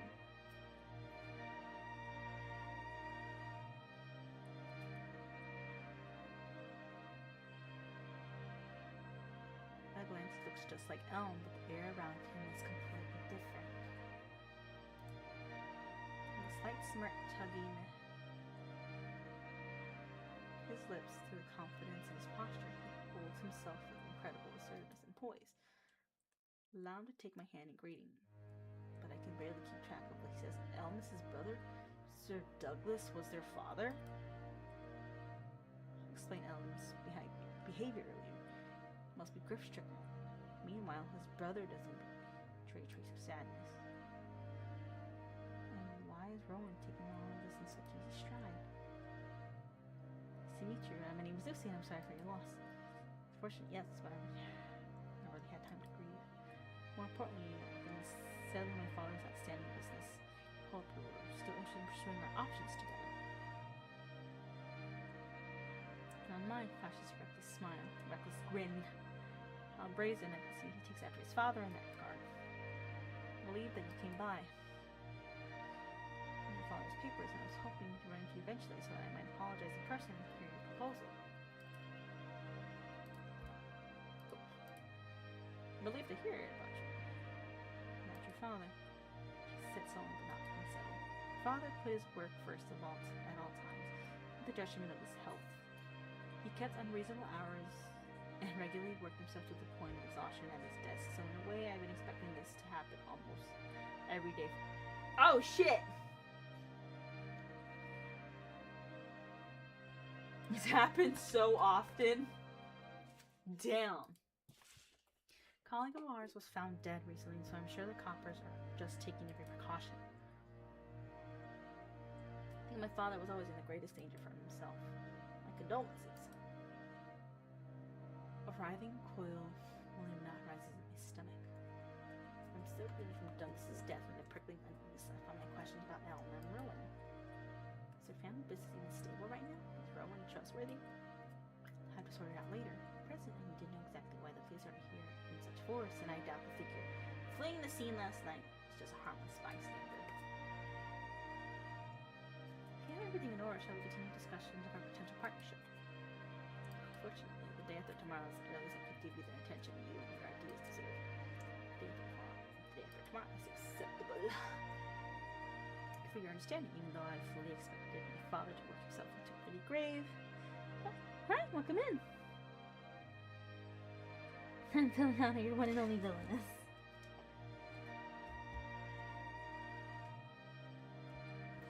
I'm playing Crimson Waves in the Emerald Sea on my Twitch, but if you do not have a Twitch, I do have a YouTube. Though I fully expect my father to work, I'll need a bit more time to make arrangements for his burial. Rowan smiles easily, but despite his confidence, Aplum can't hide the crook knot in his tie or stray loose buttons on his cuffs. I wonder if he's taking his father's death worse than he appears. I still don't see why the police would be so interested in a jeweler's natural death, no matter how untimely. You have my sympathies. What time should I meet you then? Not fond of delays unless they're absolutely necessary. Woman of ambition and charm, let's meet at my family's manor after breakfast. It's close to the university and we'll waste less time stepping aside for the coppers. Formalize our partnership then. And the line is 60. Scream fizz once more. He certainly inherited his father's sense of gravity.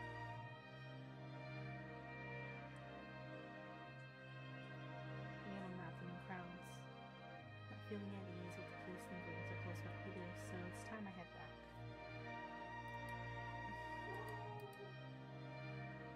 Thank you again. It's my pleasure to meet you. Despite the circumstances, take my leave.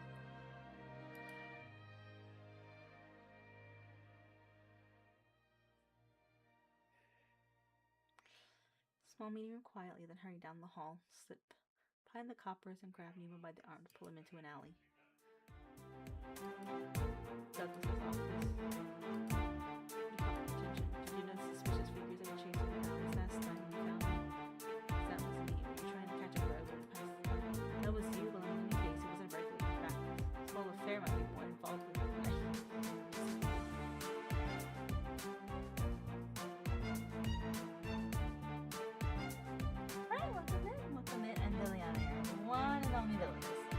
I am playing Crimson Waves on the Emerald Sea on my Twitch. If you don't have a Twitch, I do have a YouTube.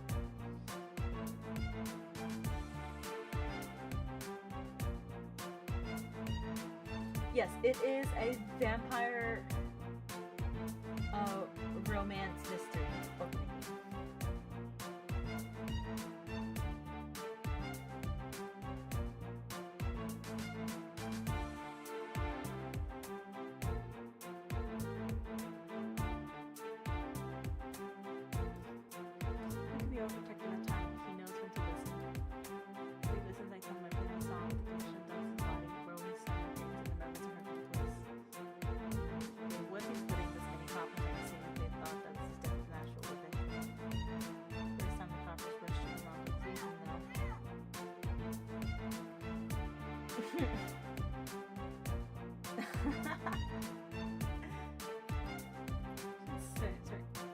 certain it's murder. Get it wrong. Often than a broken clock.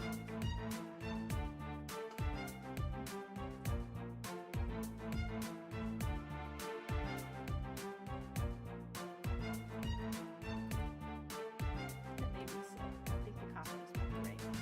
And what's strange, Berlin says he's certain that Douglas's death is natural. He told me one of Douglas's colleagues died recently as well. But meanwhile, it's clear, you know him pretty well. To dive headfirst in some dangers. Keep it the follow. Thank you. What Douglas's death? I'm sure he looked pallid skin, blood dripping from his neck, stained straight and pimples in the eyes. I'm no expert on these things, and I've seen obvious wounds like these. But home with some dinner.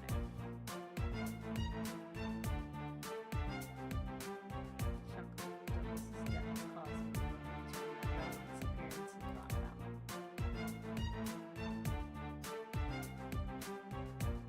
Me and I talk about possibilities, switching seats for my future business all the way home. Who knows how to navigate such matters? Partners in delicacy.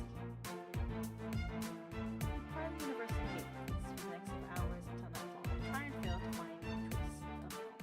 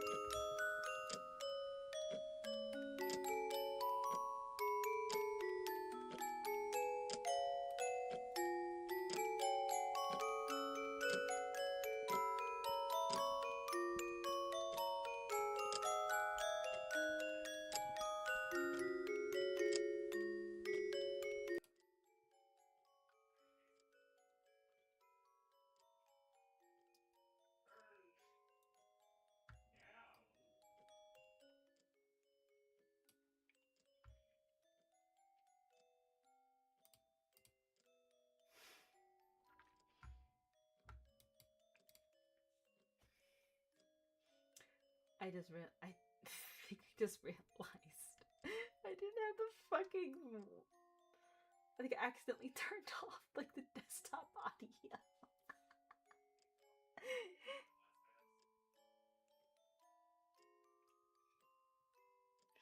This is how I woke up a full week ago and I've been running without rest since then.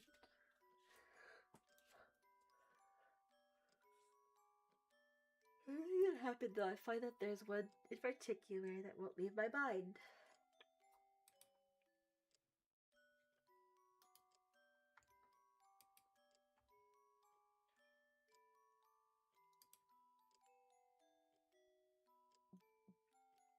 Thanks, Fall.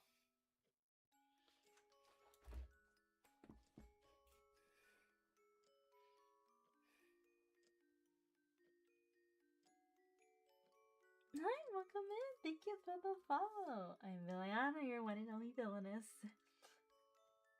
And I'm playing Crimson Waves on the Emerald Sea on my Twitch. If you do not have a Twitch, I do have a YouTube. Hello, hello.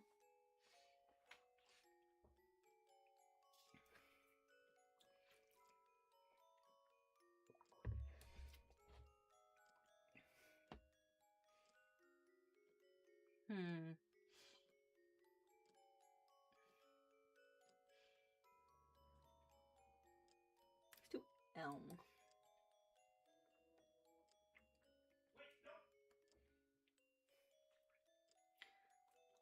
Elm has been a true friend for some time now. He's doing more than a few of our misadventures. Though we met a few years previously, I've gotten to know him even better since we started sharing class this past spring.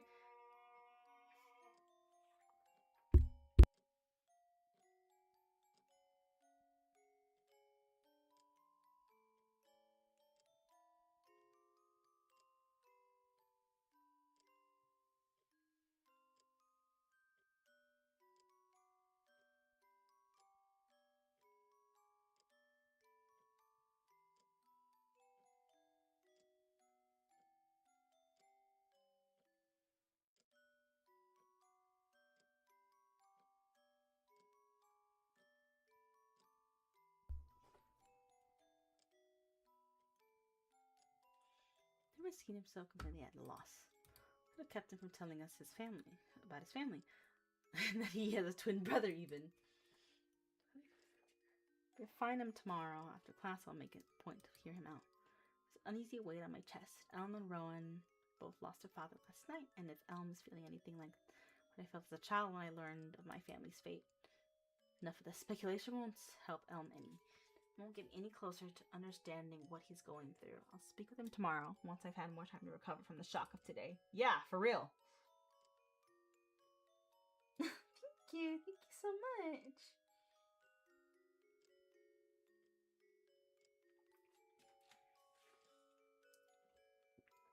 Any further?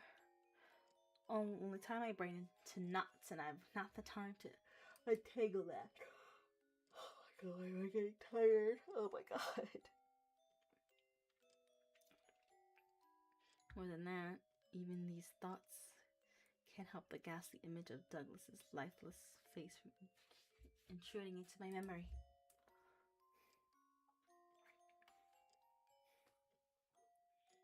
Sleep will help. Yes, I'll sleep, and I can only hope that tomorrow's a calmer day. Valid. Sleep always works.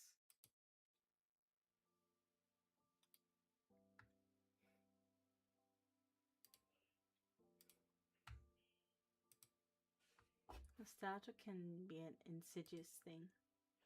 It's all too easy to hold fondness for memories when the pain of the moment dulls and you remember only the simplest sweetness and thrill. On particularly bright summer mornings, I catch myself getting wistful as I think about the time I spent darting through empty classrooms on campus, hiding out in hay lofts and scoring back alleys while I searched for answers. In spite of my excitement, I felt 5 years ago when Cecil and I planned stakeouts to search for my parents' killer. My memory of that time is still stained with tears. Whenever I feel a nostalgic pang as I pass by a classroom, I recall the fun I had roaming free in Laurenburg. I remember how many nights I spent crying myself into restless sleep. Ugh! So if you remember my parents properly and just learning of their deaths devastated me. Tears and clenched fists and bared fangs and reckless adventure all led me to an even more painful answer in the end. Grief never follows a convenient course. There are rarely simple villains whose dispatch will close all your open wounds. Elm and Rowan lost their father just hours ago. A father they both knew and spoke to every day. No, perhaps that's not right. I don't actually know anything about Elm's relationship to his family, do I?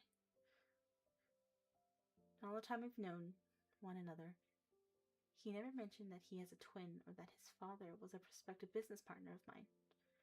I'm sure I mentioned the deal to him at least once when we were studying after class. Rowan's face keeps coming to mind as well. He was charming, inviting even. If I had seen his father's corpse moments before we met, I might have even had butterflies in my stomach. The familiar mixture of confusion, excitement, and mystery on the edge of terror fills in the space between my thoughts again. Sitting at the front of the classroom, I can't keep the whirl of memory and curiosity from distracting me. If Rowan was so unfazed and moved on so quickly from his father's death, was their relationship really that bad? If so, then why is Elm so distraught? Even now, I can tell he's barely paying any attention to the professor. Though, if he's close to his father, why has he never mentioned either his family or his sibling? Something shady's going on. Thank you for the star. Of course, the most salacious possibility could be true. I already entertained and dismissed the notion that Rowan had killed his father to take over the family business, that Elmas was living in fear of what might happen to him in the aftermath. That's a solid. Hi, welcome in. I'm Gilliana, one and only villainess. Thank you for the stars. I am streaming on my Twitch, but if you do not have a Twitch, I do have a YouTube. I'm playing Crimson Waves on the Emerald Sea. It's a vampire romance mystery ultimate game. Thank you for the follow.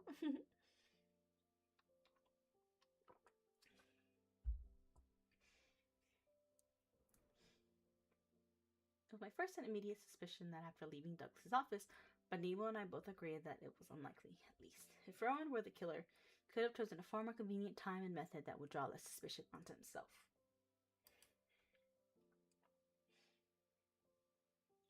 Not fully convinced that he is innocent, of course. I'd like to believe him. Perhaps I'm just extending goodwill to him because of my concern for Elm. We'll be discussing the next treatise on currency exchange later this week. Tell me if you have any questions. In the meantime, dismissed. Wait there. Yesterday, I met your twin, Rowan. Twin brother, truly?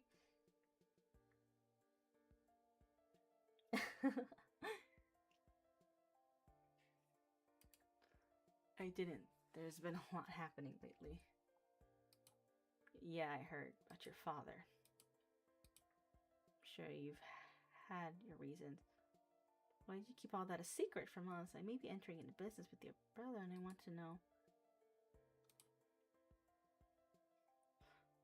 What is it I really want to know? I don't know. Exhausted, anxious, this miserable, icy weight in the pit of my stomach. Why do I feel sensed? Humming and Sunan. Sorry, I need to go. There's an appointment in. His eyes never meeting my own. I reach to grab his shoulder. He's quicker than I expected.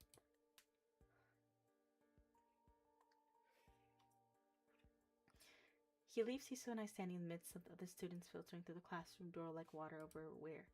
Let's follow him. I'm worried about where he might wander. Earlier, so I'll stop by town to fetch it. Don't wait up for me. Did you forget I can lend you my books if you need?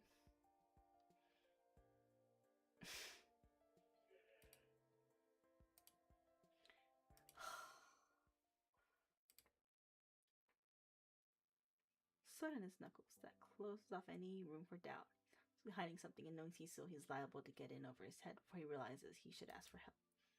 I'm about to let him leave at that.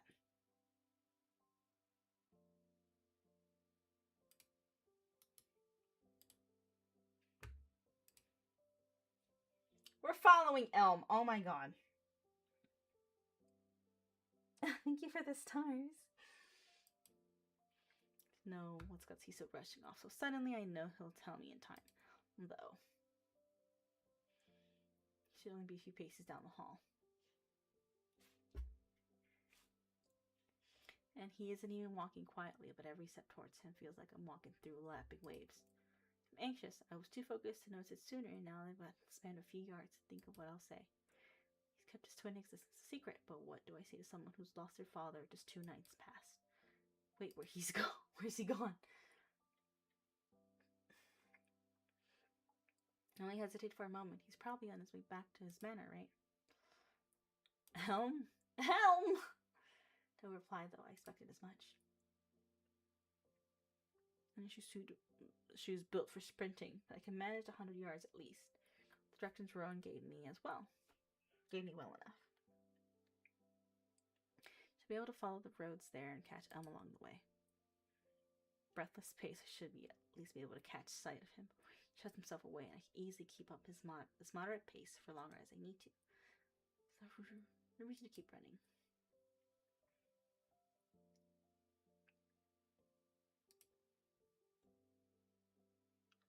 Bust out of one of your flounders on a short pedestal and look up through the vines. Perhaps Ambrose was right. There are things I may miss if I rush too quickly straight ahead.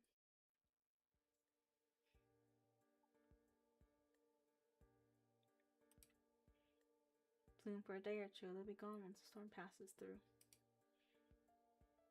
It's just as graven and dark as the statues keeping watch throughout the garden. Voice doesn't carry tremor, and it's softer than usual, almost weary. Shame them. I'm sure Ambrose wouldn't mind if we could a few to keep before the wind carries them off.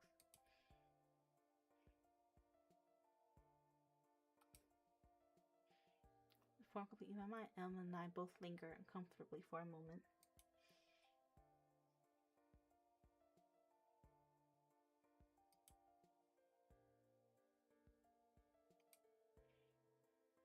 quietly proud of myself.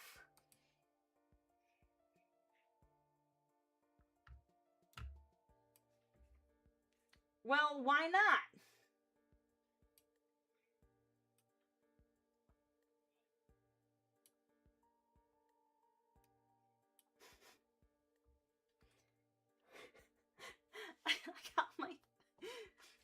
I just love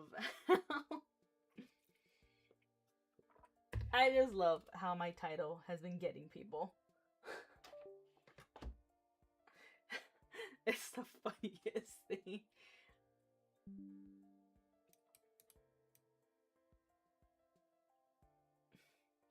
They could feed themselves. Need to steal anyone's shears, fortunately.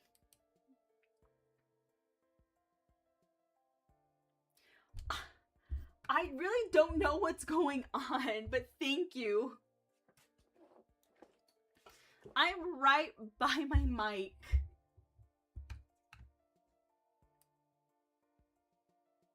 Well, they have to learn. Thank you.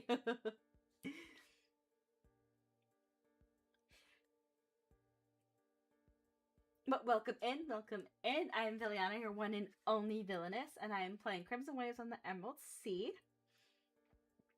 I was fortunate enough to get a stream key, and it just released today, so I am playing it for the first time today.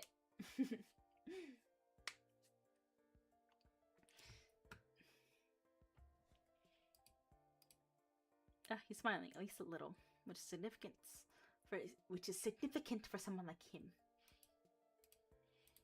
Elm takes in a slow breath. You heard that my father died the night before last. Yes, I'm sorry. No, it's not. I didn't expect it. I thought it would happen. It wouldn't happen for decades more. My father wasn't the most present man. He worked from before sunup to long after sundown, week upon week.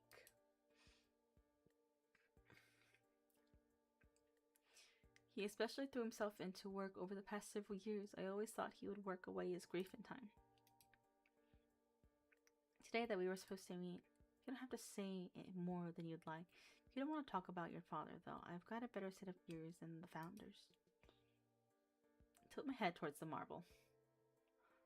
Bo busts beside us and Elm chuckles lightly. They are attentive, at least. With some effort, Elm rises to his feet and accepts the lilac I plucked as he does. Sight of him bringing the petal up to his nose, smiling at the sun, and then placing the flower in his breast pocket is unexpectedly beautiful. Sorry I've been avoiding you and Sister lately. Would you like to walk with me for a while? What? Oh yes, by all means.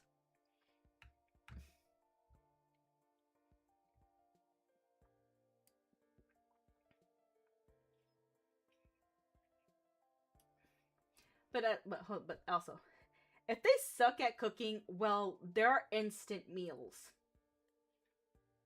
Or they're gonna have to learn to cook.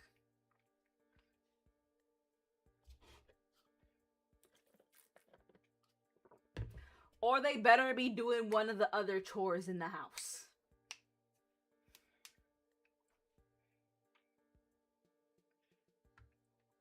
For the flower and coming to find me. Hope you didn't expect I'd let you languish here on your own. Sister would have come with me too, but he had something urgent to attend. Something which I'm about to ask him about tonight. Why did he rush off like that? These vines were so old and well tended. I doubt even a hurricane could stop them from blooming year after year.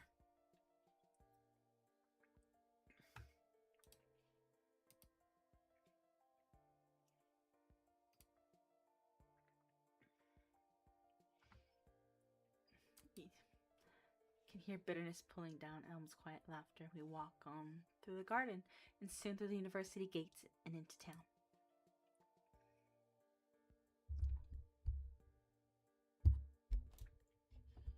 I take Elm's arm once. We're in the midst of the afternoon crowds. He's always a little stiff in these moments. I think he's never been accustomed to human touch. He's told me that he doesn't dislike it in theory, but when anyone else touches his arm or shoulder, it makes him keenly aware of his own body in a way he's rarely pleased with. Ah! I felt that so hard. I suppose I can understand. I've heard some people experience this when they turn into vampires and suddenly have a heightened awareness of themselves, including any misgivings or anxieties they might have. I'm not a vampire, by the way. I just understand that.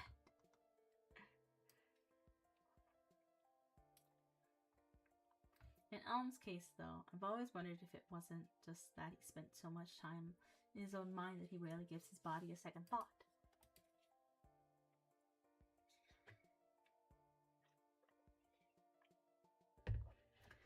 Time slips by us slowly, as if we're swimming against its flow, walking slowly as the sun drops toward the rooftops of Lurenberg.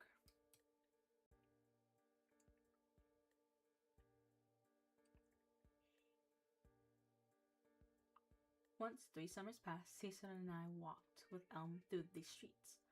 I forget if we even had a goal or if we were just enjoying a carefree afternoon browsing the storefronts and window displays. We stopped by a clockmaker, one of those old shops with yellowed windows and a faded sign above the door. The brass handle on its entrance was smooth and worn from the weight of thousands of hands. Elm stood there, transfixed and singularly focused on an open pendulum clock with its shifting gears. A small city moved around its base with porcelain carriages and ladies beneath lace parasols shifting at each quarter hour. Look at you two. He barely spoke above a whisper. Isn't it wondrous? See every part laid out and fitted together so finely. Cecil eagerly agreed, and the two spent a fair while excitedly chattering about the marvels of precision engineering, though Elm didn't seem as taken with the fine embellishments. Rather than the decoration of each piece, Elm stared at the whole mechanism as if he were gazing at the night and mapping every star. That's a cute image to think about.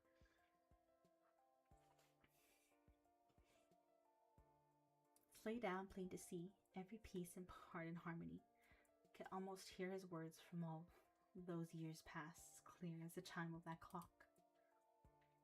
He's certainly a strange fellow, but a reliable friend and steady presence. Perhaps that's why seeing him so shocked has left me unnerved as well. Fair enough. Up ahead of us, a young couple walks away from an alleyway, stalled with absolute glee. A middle-aged man with a brilliant sapphire necklace and matching cufflinks is waving goodbye to his last customer and beckons Elm over with the same motion. His table is full of rings and pendants all set with enormous gems, which is why I'm confident he's a thief or a counterfeiter. Fair enough. Yes, welcome. You two seem to be enjoying yourselves, so why not get something for your bow there? My jaw nearly drops. But mostly because of the quality of the gem in front of me. There's a topaz near the size of my thumb and without a single impurity. I would, but I forgot my wallet. A blatant lie. Why did he think I was the bow?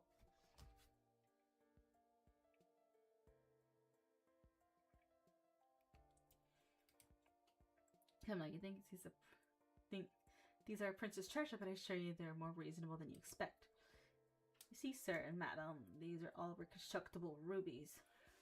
Concocted them in test tubes and grown them into a tremendous size, all for less than a miner's monthly wage. Thank you, we'll be on our way. Reconstructed rubies? Caught your eye. Yes, you see, there's a marvel of modern scientific ingenuity. Familiar. I've brought a book on the process if you'd like to see it, back at the campus library. They are lovely. Oh no, looks like he's taken with a pair of ruby hairpins. Hasn't caught my meaning. Pair of dental hairpins. See how finely the silver filigree fits the precise cut of the ruby, like stars blossoming on a vine. Perfect gift for a lady with beautiful hair. Truly a lovely set, wouldn't you say? They'd be lovelier if one of them wasn't fake. I thought I'd muttered under my breath too quietly for anyone but Elm to hear. But the color now draining from his face, I might have been louder than I intended. Finniss squints at me and leans far over the table, thrusting the hairpins toward me. Young miss, why not try them on? Oh! No thank. Wait, the gems? May well be synthetic, but the settings here are finely crafted. And that high grade of silver, too. The ornamentation on one hairpin is worth more than he's charging for the pair.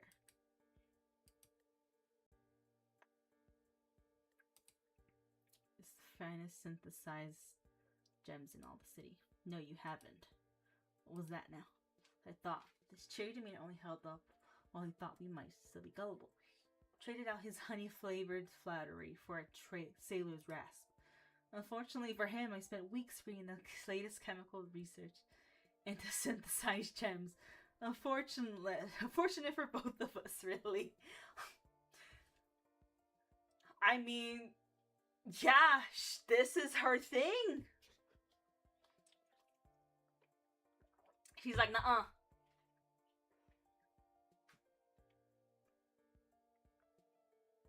Please do not spam my chat. Thank you very much.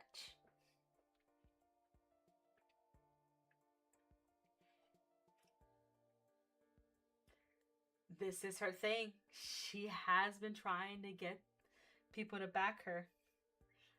So,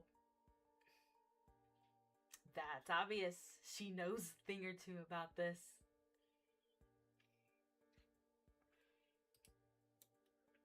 He's either a thief or a counterfeiter, and either way, he's drastically overestimating just how large synthetic gems can grow with the latest techniques. If I'm not mistaken, I think some of these pieces are worth far more than you're asking. You should get them appraised, otherwise I'm afraid you might be losing a fortune. Thank you for the offer, but we'll be on our way. Elm has shaken out the distraction on his face, and he shoots a sharp glare at the vendor before we walk away. Now you listen here. He's carrying my wrist with a vice grip. Here you apologize. Should I apologize for being too generous? Clearly you don't know what you've got your hands on. Oh, let go of her. Elm immediately wrests the man's arm away and stands between the two of us. It's amusing to see the older man shrivel under Elm's gaze. I didn't realize he could be so intense, if I'm being honest. They stare one another down for a moment before the vendor, or a thief more likely, lowers his hands and steps back. Lucy, let's go. Yes, and quickly. Get the fuck out of there.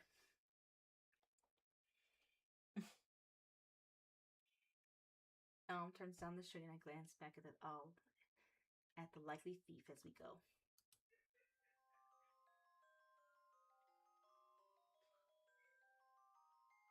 Elm turns down the street and I only notice a glint of a blade when he's already rushing up to Elm.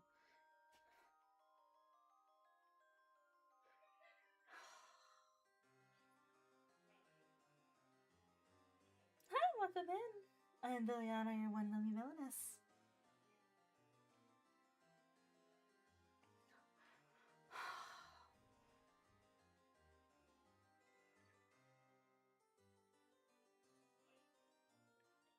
You know, thank you for the star, thank you. And I'm streaming on my Twitch, but if you do not have a Twitch, I do have a YouTube, and I am playing Crimson Waves on the Emerald Sea. I want to say I'm surprised this man has a knife. I really do want to. I do want to be surprised.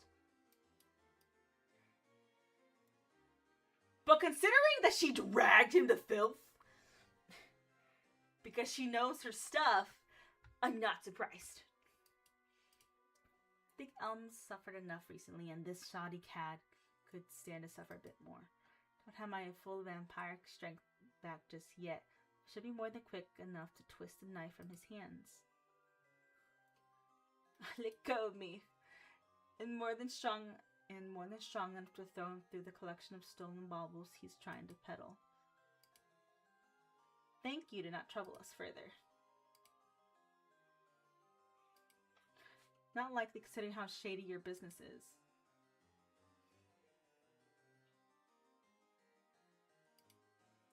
Pompous vampires don't look down on me. In a bitter fit, he throws a large emerald brooch at me. It hits my neck with a dull thud. Flash of light and a searing pain, but nothing happens. The brooch falls to the ground and the stone cracks on impact. Would you like to ruin any of your other merchandise while you're at it? It's going good. It's going good. Okay, so this man knows okay, so she's a vampire. Okay, good for her. We love a girl boss. It's the fact that he just proved her right, and it's so funny.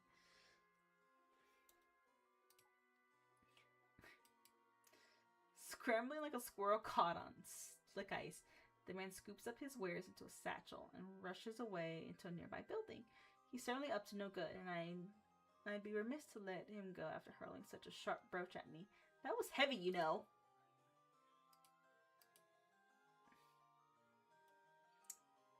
You and Speakies both realize how tightly your hands are clasped together. After, though, it's hard to meet his eyes until we begin walking back to campus. Literally. Well, welcome in. I'm Felihana, your one and only villainess.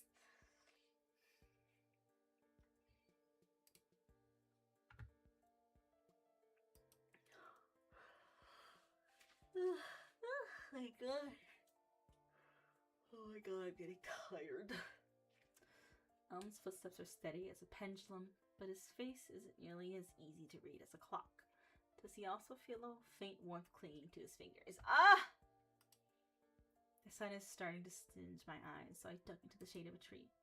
Elm is staring at me. I realize he's been staring for some time, and his gaze is almost as bright as the sunlight.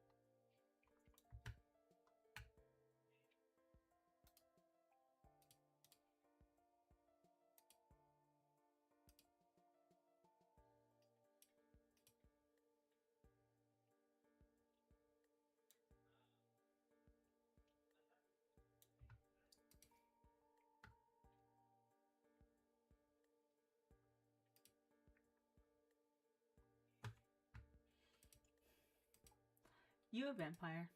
Yes? He's like, yes? I'm almost unsure how to answer. Am I a vampire right now? I know some of my strength is returning and I can tell that my senses are sharper. The afternoon sun feeling like a blinding flash out in the open. That all it takes for me to return to being a vampire, though? 5 years of steady doses with pure emerald pills, and after missing just one, I already start to show signs of vampirism again. The case, I need to adjust my estimate for treatment plans. Maybe more of a chronic condition that needs steady maintenance rather than a condition you can easily reverse or undo. And you have been all this time? He sounds eager, almost excited. I haven't seen him so wrapped in attention since he helped the professor explain the origins of modern economic models. I sighed to myself. It would be better to explain the whole of it to him. You mentioned your work and business plan before, but I didn't know you were testing the cure on yourself. It was my brother's idea, though now that I know quickly the effects can fade, I might thank him for being so insistent.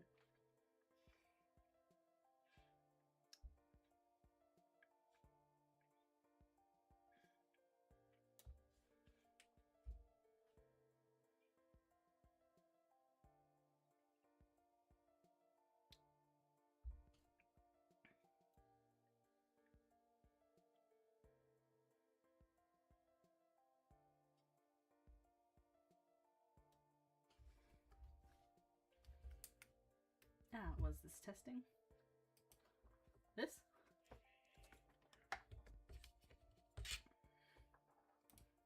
You didn't take your last pill. Was that part of your test, the treatment? Was it? What were my thoughts that night before last when I stared at my pill bottle before setting it back down unopened? I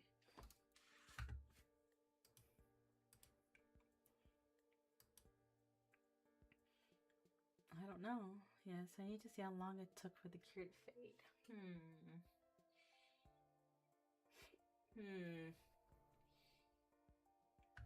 No, let's go with this one. Quickly the effects fade, or if they fade at all. I was half convinced that I would simply be a human forever, though apparently it's a more persistent condition than I thought. Can I remain a vampire then? I don't. Do I? Haven't had the time to think it through properly, though maybe I should take the time sooner rather than later. Should always take a pill tomorrow. Could always take a pill tomorrow night to change back. I haven't decided just yet. It's too soon to tell. Me intently. Does he realize his face is getting so close? Here at last. So quiet and solemn, he's surprisingly bold. He almost seemed entranced. Is he so fascinated by vampires or just by me? Yeah, he's entranced by us. Obviously, we're amazing. Obviously.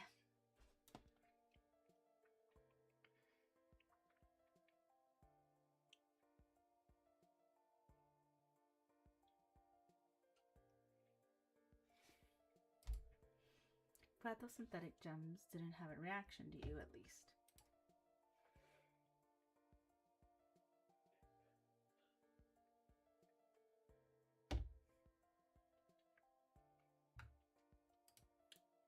Yes, that was fortunate, to say the least.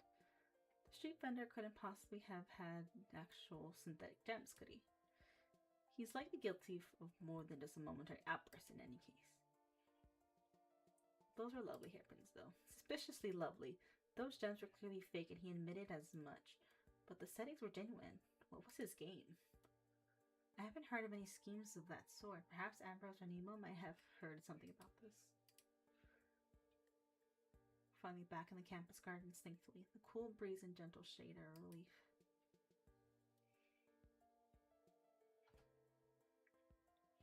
Elm's still quiet. He's been staring into the distance for some time now. Well, shall we return inside then? My family. Haven't had the best relationship with the rest of my family for a few years now. Nothing intriguing or scandalous. My father devoted himself to his work, above all else, as I said, and since my mother died, he's barely shared a living space with me, let alone a meal. My brother, Elm's eyes darted away as if he can't help but glance toward the forest on the horizon. He's a fine person. There's more to this, of course, but pressing further right now. May have been too aggressive in questioning him this morning, too focused on the shock of learning of Douglas's death and Elm's relation to him. Too oblivious to the pain it was causing Elm. Sorry for not telling you about them. It's well within your right. You don't have to say anything more if you'd rather not.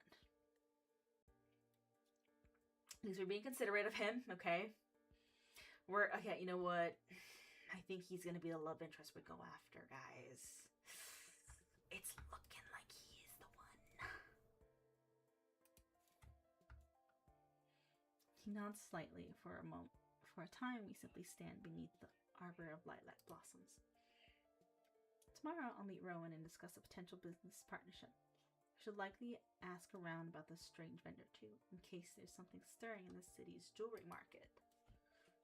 For now, however, I can't seem to focus on anything but the odd distance in Elm's face. It's as though he's gone away and left himself here while he visits a memory. Disassociation!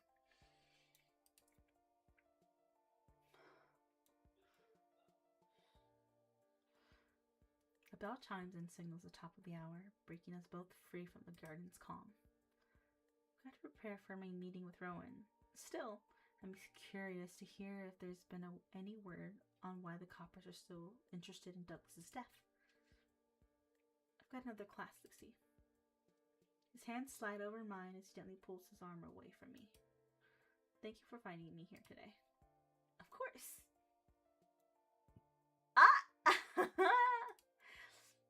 I must look like an utter fool being flustered so easily. Elm's voice is so soothing, I almost forget myself for a moment. She's catching feelings.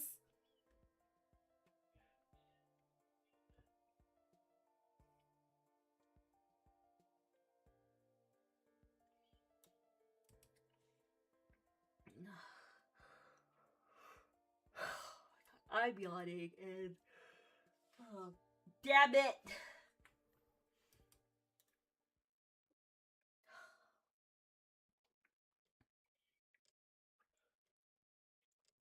Actually, I'll be right back.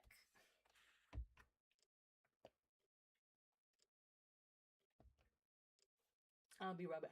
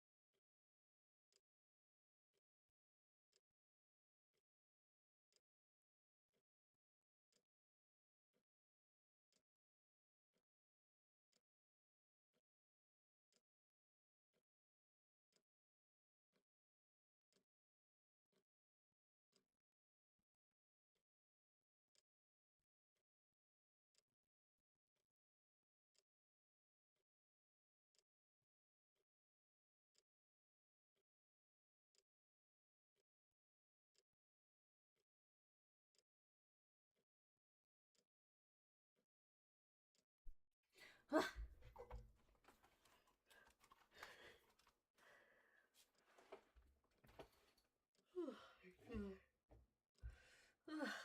I am like getting tired.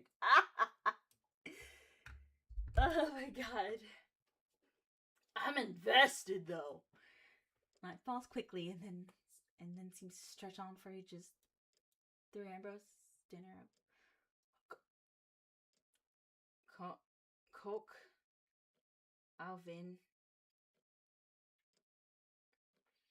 and beyond my herd scrawling on leaded paper in the low lamplight. I went to bed just before midnight with very little to show for the hours I spent poring over my correspondence with Douglas. My mind keeps wandering as I read his letters again, as much to Elm at his grief as to the strange sadness of Douglas's death. And if that weren't enough to contend with, the odd wares from the vendor this afternoon still bother me a great deal. Focus. I need to clear my thoughts or I won't be prepared for negotiations with Rowan tomorrow. I could only hope that sleep finds me soon.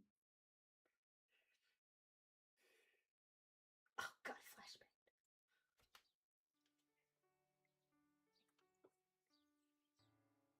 The early dawnlight casts Rowan and Elm's Manor home in a stark silhouette. Its main gate stands open wide and its fences are low, as was the style in centuries past when they were still made of stones quarried from the local cliffsides. A pair of tall cypress trees greet me as I approach the front door, planted on each side of the moss-laden path. The hedges surrounding the main house are trimmed, though not recently. The grounds orderly but without much ornamentation. Words. The light mists lingering over my feet and the dew clinging to the grass makes me feel as if I'm sinking further into the earth with each step. It's quieter than the city proper, which isn't much of a surprise given how close the estate is to the dense forest that surrounds Laurenburg. All this is well and fine, but the house is still dark and I can't see any signs of movement within. In fact, peering into their dining room now, it looks like they haven't used it in weeks. I suppose Rowan must take breakfast later than most people. No, he's quite an early riser. Huh? Who's there? Don't just sneak up behind people like that. The gall! Forgive me, I didn't mean to startle you. You must be Miss Lucy, I take it. Gentle, almost grandfatherly voice issues from a spindly older man standing on this manor's steps. He is wearing an old but well-tailored suit. His smile is almost invisible behind a bushy mustache. I'm Williford, a family friend. I suppose that's the best way to put it. Douglas was my closest friend for years, and now, as you see, he died. His voice trembles slightly, and he covers a slight crack in his composure with a forced smile. Well, come inside by all means. Rowan has told me that he's expecting you, and he should be along shortly. The boys are a bit short-handed with the suddenness of it all, I'm afraid. Yes, I can imagine. Thank you, Mr. Williford. You staying with them presently? No, much as I'd like to. Assisting them as best as I can with the passing of their father. Rowan insists he's got everything under control, but I wish he'd take more time to mourn properly. Imagine what those boys must have felt to see their father in such a horrible state. Yeah. Some of us low-key. Who wouldn't be? I'd be haunted. I'd be distraught.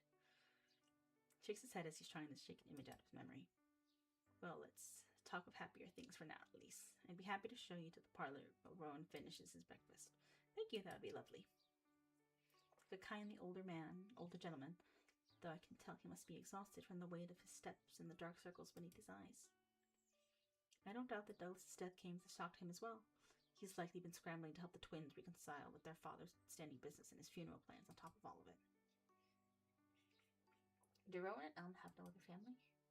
I remember Elm mentioned that his mother died when he was young, though I'm surprised Williford is the only one here to help in the wake of her father's death. Eesh.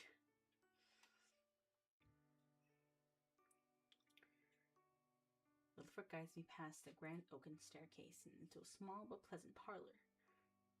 In contrast to the rather plain front lawn, Douglas clearly spent a great deal of time and effort furnishing this room before his death.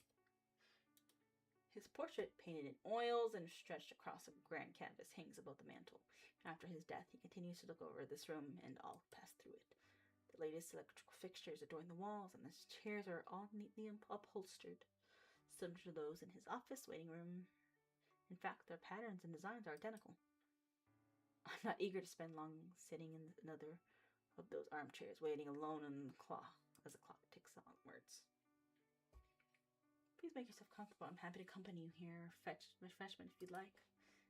No, thank you, though. I'm sure Rowan will be along shortly.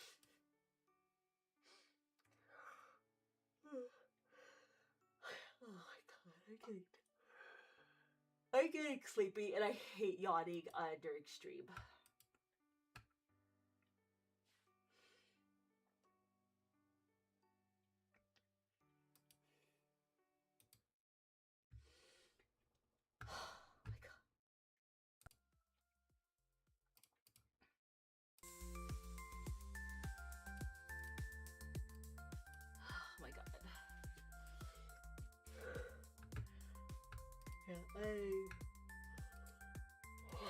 Okay, yeah, I'm yawning too much and I hate it.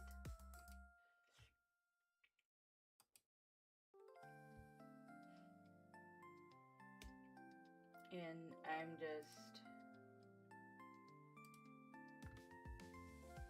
yeah, I hate it.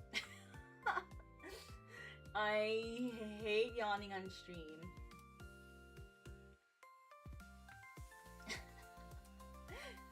Okay, well with that, yeah, I'm gonna end it there today.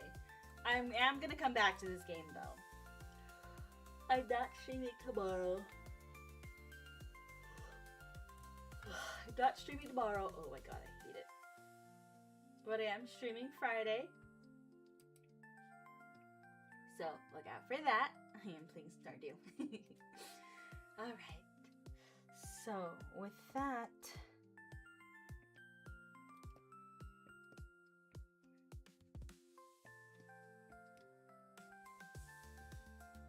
okay.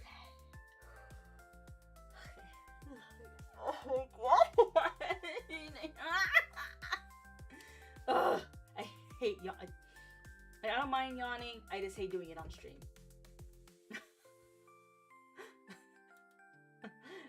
It's an indication of being tired. Alright, so as I said, I'm not streaming tomorrow, but I am streaming Friday. So, with that, good night, goodbye, or whenever you're watching this. Don't miss me too much, okay? Bye.